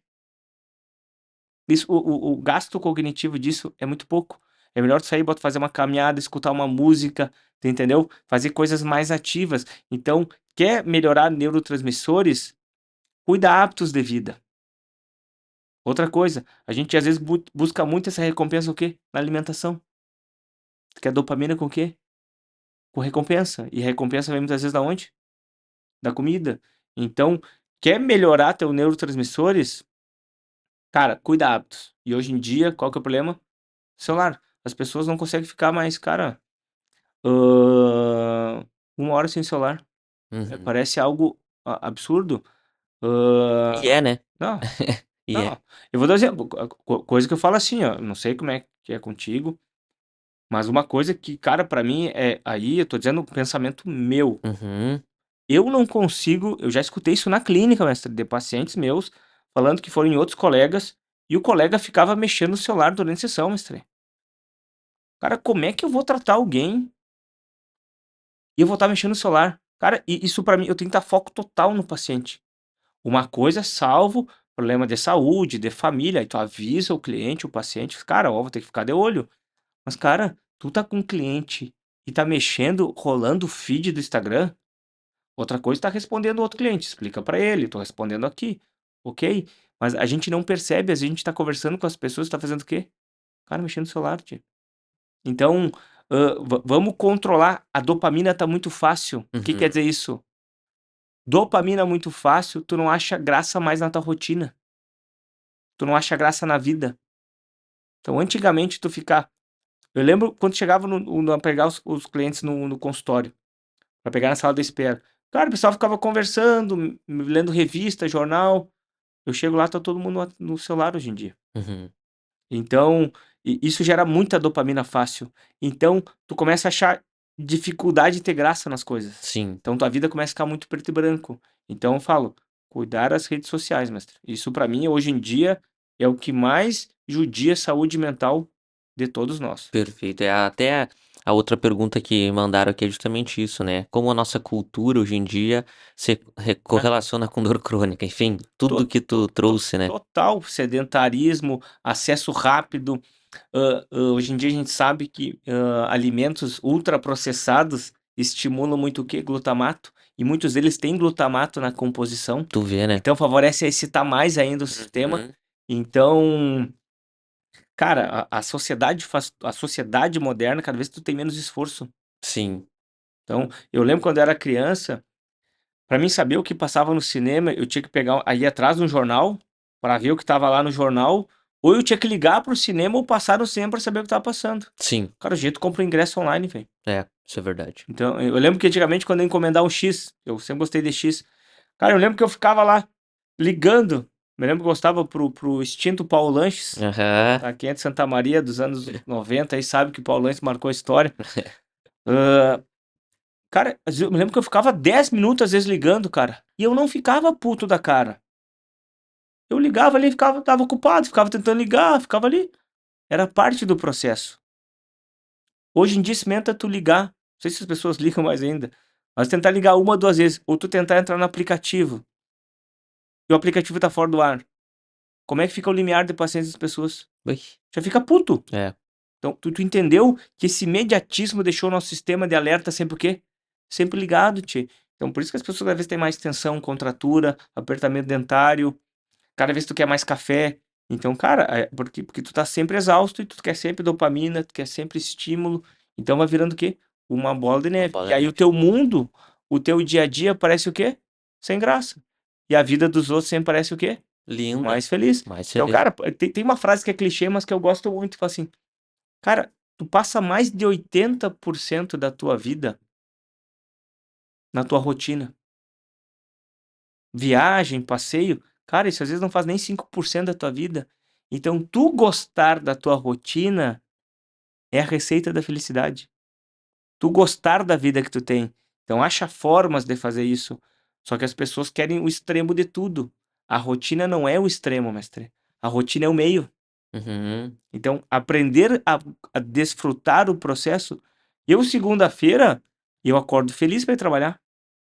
Uma coisa que. Aí eu falo, tô dando o exemplo que eu faço. Eu, domingo, amanhã, por exemplo, sábado, a clínica não abre sábado e domingo, tá? Então, teoricamente, eu acordo todo dia 10 para 6, tá? Que hora tu acha que eu vou acordar amanhã? Talvez vai manter a rotina 10 para 6? Domingo? 10 para 6. Por quê? Porque quanto mais eu tenho essa rotina, imagina se eu sábado eu durmo, acordo às 8 da manhã. Aí domingo eu acordo até às 9. Como é que tu acha que eu vou acordar segunda-feira? Sim, Eu desregulei meu ciclo circadiano, segunda-feira, você, meu Deus, que peso, que inferno. Cara, eu acordo segunda-feira como se fosse qualquer outro dia. sim. Por quê? Porque eu regulei meu ciclo circadiano. Então, o corpo ele consegue ser treinado. Só que é o problema, a sociedade moderna a gente não vai percebendo que vai cada vez ficando mais viciado nisso. Então, eu também tive uma época, cara, que eu ficava muito tempo no celular. Uhum. Hoje em dia, eu tento manejar muito isso.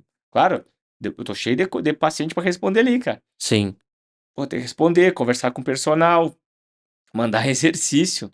Então, essa demanda aumentou muito. Antigamente tu terminava a clínica e terminou. Agora não sim, desliga mais, sim. mestre. Leva pra Então casa, tu né? tem que controlar pelo menos um horário. Senão tu não desliga mais. Outra pergunta que tem aqui é até uma curiosidade, que seria qual é o caso assim mais bruxo que tu lembra assim, que tu já enfrentou na tua prática clínica aí, 16 anos. Deve ter várias histórias, né? Mas se tem uma que quando alguém levanta assim essa ideia, vem na mente. É que depende do perfil. Vamos dar um exemplo assim, ó. Tem casos extremamente complicados, tá? Que o paciente tem uma coisa, a gente brinca que é uma serematotalgia, tá? Totalgia. Tá? Que eu vou dar exemplo. Uma vez eu avaliei uma paciente, cara, que em qualquer lugar do corpo que eu fizesse isso aqui, disparava a dor dela. Qualquer parte do corpo. Rosto, cotovelo, mão, joelho, pé, doía o corpo inteiro. Então, isso mostra que o problema não estava no local. Mas isso muitas vezes pode estar associado o quê, mestre? Com doenças imunológicas, que isso a gente não falou sobre essas coisas. Então, às vezes o Uhum. paciente chega para mim, eu vou avaliar ele, e o caso dele não é ortopédico. Eu tenho que mandar pro reumato. E aí tem que tomar cuidado. Esse paciente, às vezes, quando tá na fase da doença aguda e não foi controlado, às vezes a atividade física pode piorar. Então, quase todos os casos a atividade física vai ser boa. Caso da hérnia aguda, tem que puxar um pouco o freio de mão, cuidar alguns exercícios. Doença reumatológica na fase aguda, também tem que tomar um pouco de cuidado com o tipo de exercício. Depois na fase crônica, não, vai ajudar o sistema imunológico. Uhum. Mas, pensando assim, então, esse caso dessa paciente que, cara, que não tinha como tocar nela, de tanta dor que ela tinha. Mas ela vinha com dor a vida inteira. Então, o problema estava o quê? Um sistema que estava todo corrompido. Aí perguntava se ela fazia atividade física? Não, mestre, mas foi um processo de anos construído isso aí. Com certeza. Anos construindo isso aí. Então, esse foi um caso que acho que pensando que aí não tinha. E na época também, eu não tinha esse conhecimento que eu tenho hoje em dia.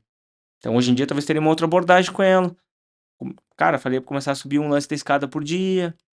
Vamos tentar um Nutri primeiro. Uhum. Vamos tentar psicoterapia. Entendeu? Então, às vezes tem que começar com pequenas mudanças. Mas esse foi um caso que eu lembro que eu tava começando a estudar sobre isso. E aí, quando eu vi, eu falei assim, meu Deus, cara, tu não. Na época, eu falei assim, cara, eu não tenho como te ajudar. Hoje em dia, eu falei assim, olha, eu não tenho como te ajudar eu, mas eu tenho como te mostrar como esse caminho pode se tornar um pouquinho menos pior. Perfeito. Então, vamos pensar se tem outro caso. Cara, caso engraçado tem vários, mas caso complicado. ah, Tem um caso muito engraçado que esse eu conto para alguns pacientes. Tem uma manobra que a gente faz que é de manipulação torácica, que o paciente fica sentado ou em pé, mas ele fica sentado na maca, e aí tu vai atrás dele, fica com os braços cruzados, tu pega ele e tu faz um impulso para manipular a torácica. Aham. Seria a manipulação. Ah, e aí eu falei pro paciente, te abraça. E ele entendeu, me abraça. Ele se virou e me deu um abraço. Cara, eu perdi as forças e comecei a dar risada. E ele não entendeu que eu tava Mas rindo. na hora tu entendeu que ele tinha entendido errado, tu Não, nem entendeu não, nada. foi assim, tipo, sabe quando tu tá preparado pra uma ação? É que a gente fala pro paciente assim, ó, senta, e ele se joga no chão, tu fica meio sem, cara, o que tá acontecendo? Claro, isso, eu falei, aí eu comecei a dar risada, e ele falou, eu falei, te abraça, ele, e eu falo um pouco rápido, né? Sim, Então, cara, então essa foi um caso bem, me abraça, te abraça. cara, até hoje, então toda vez que eu vou, aí que tá da memória, toda vez que eu vou fazer essa manobra na clínica, me vem essa história na cabeça, né? Sim.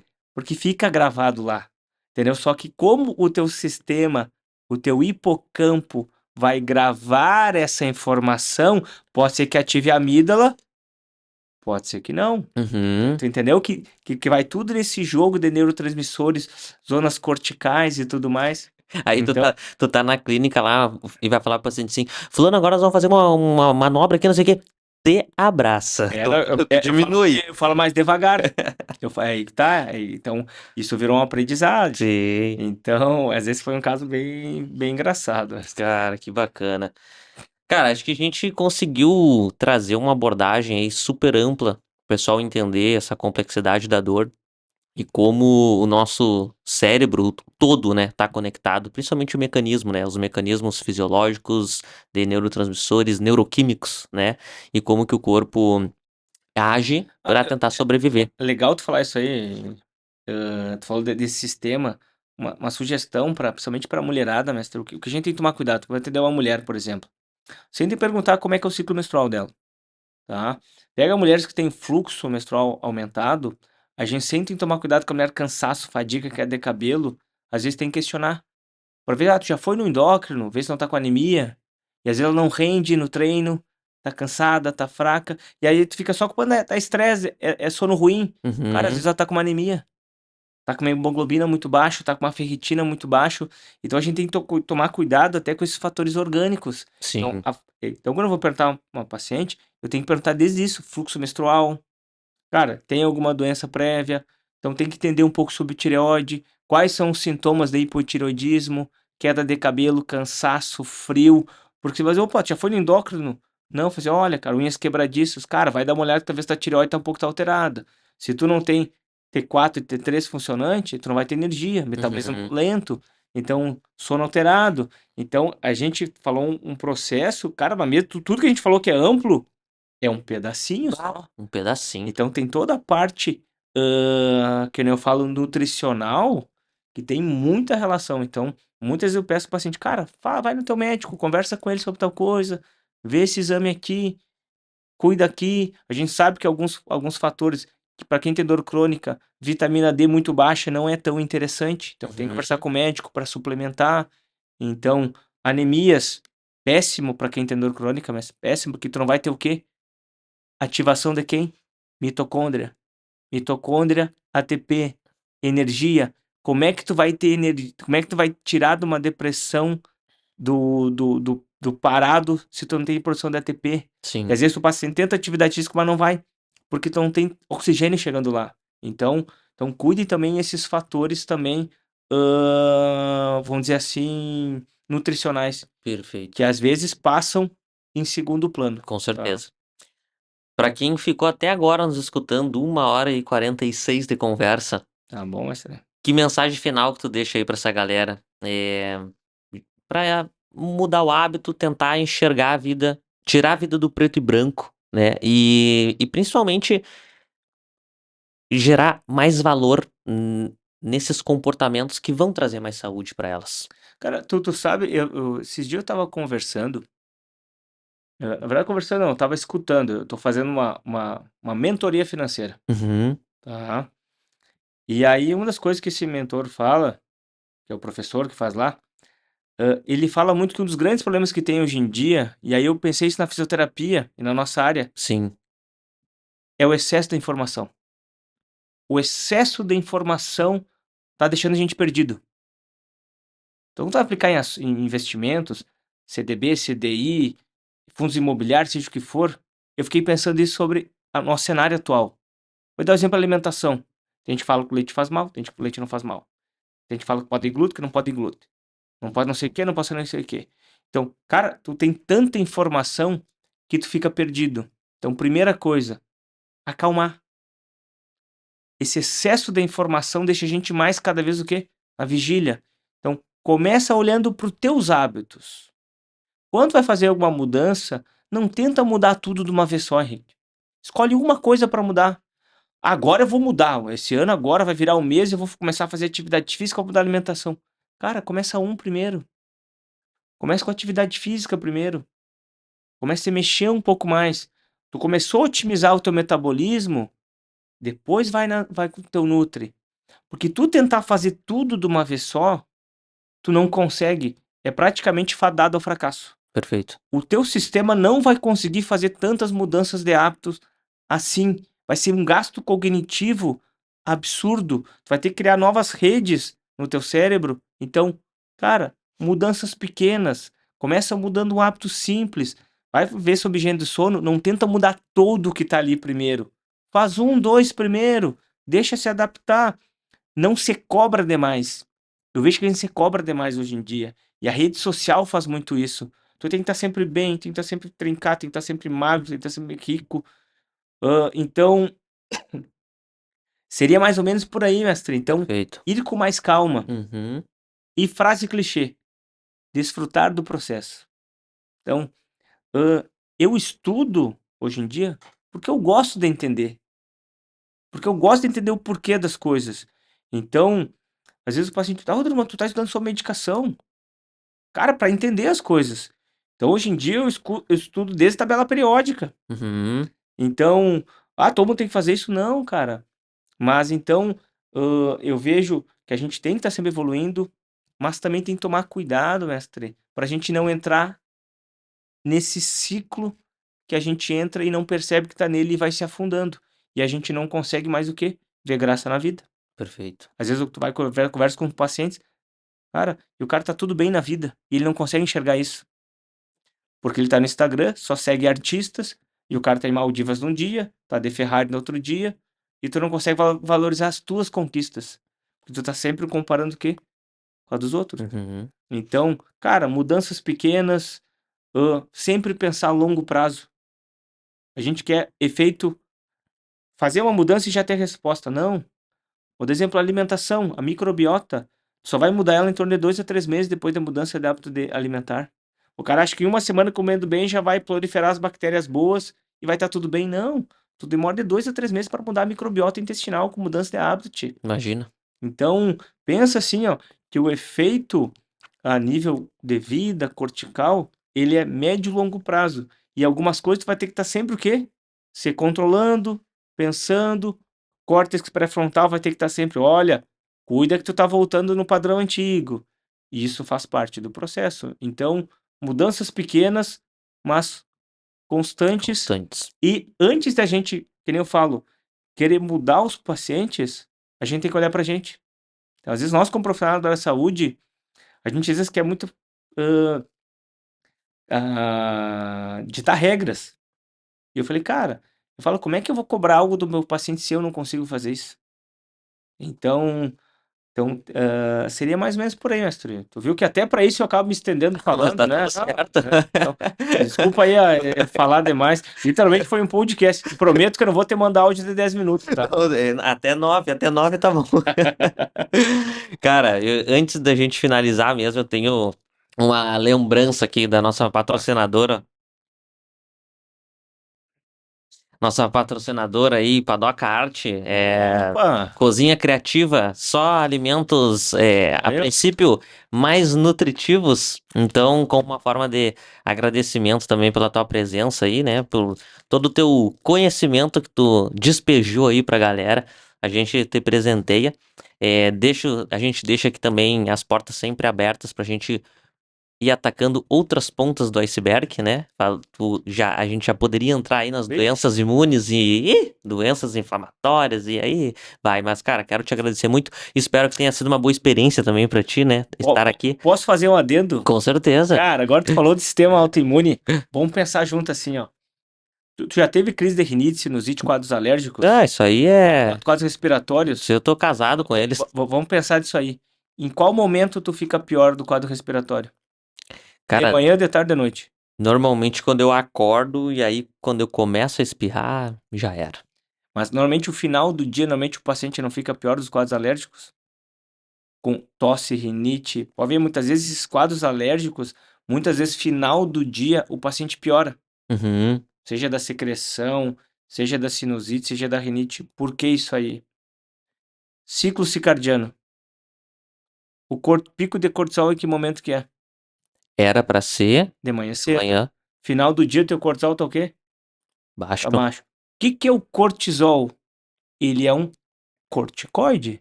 Quando usam corticoide, isso é o derivado do quê? Do cortisol. Então, o nosso cortisol, ele é bom dentro dos níveis fisiológicos. Mas, às vezes, tu tá com o teu cortisol desregulado, favorece o quê?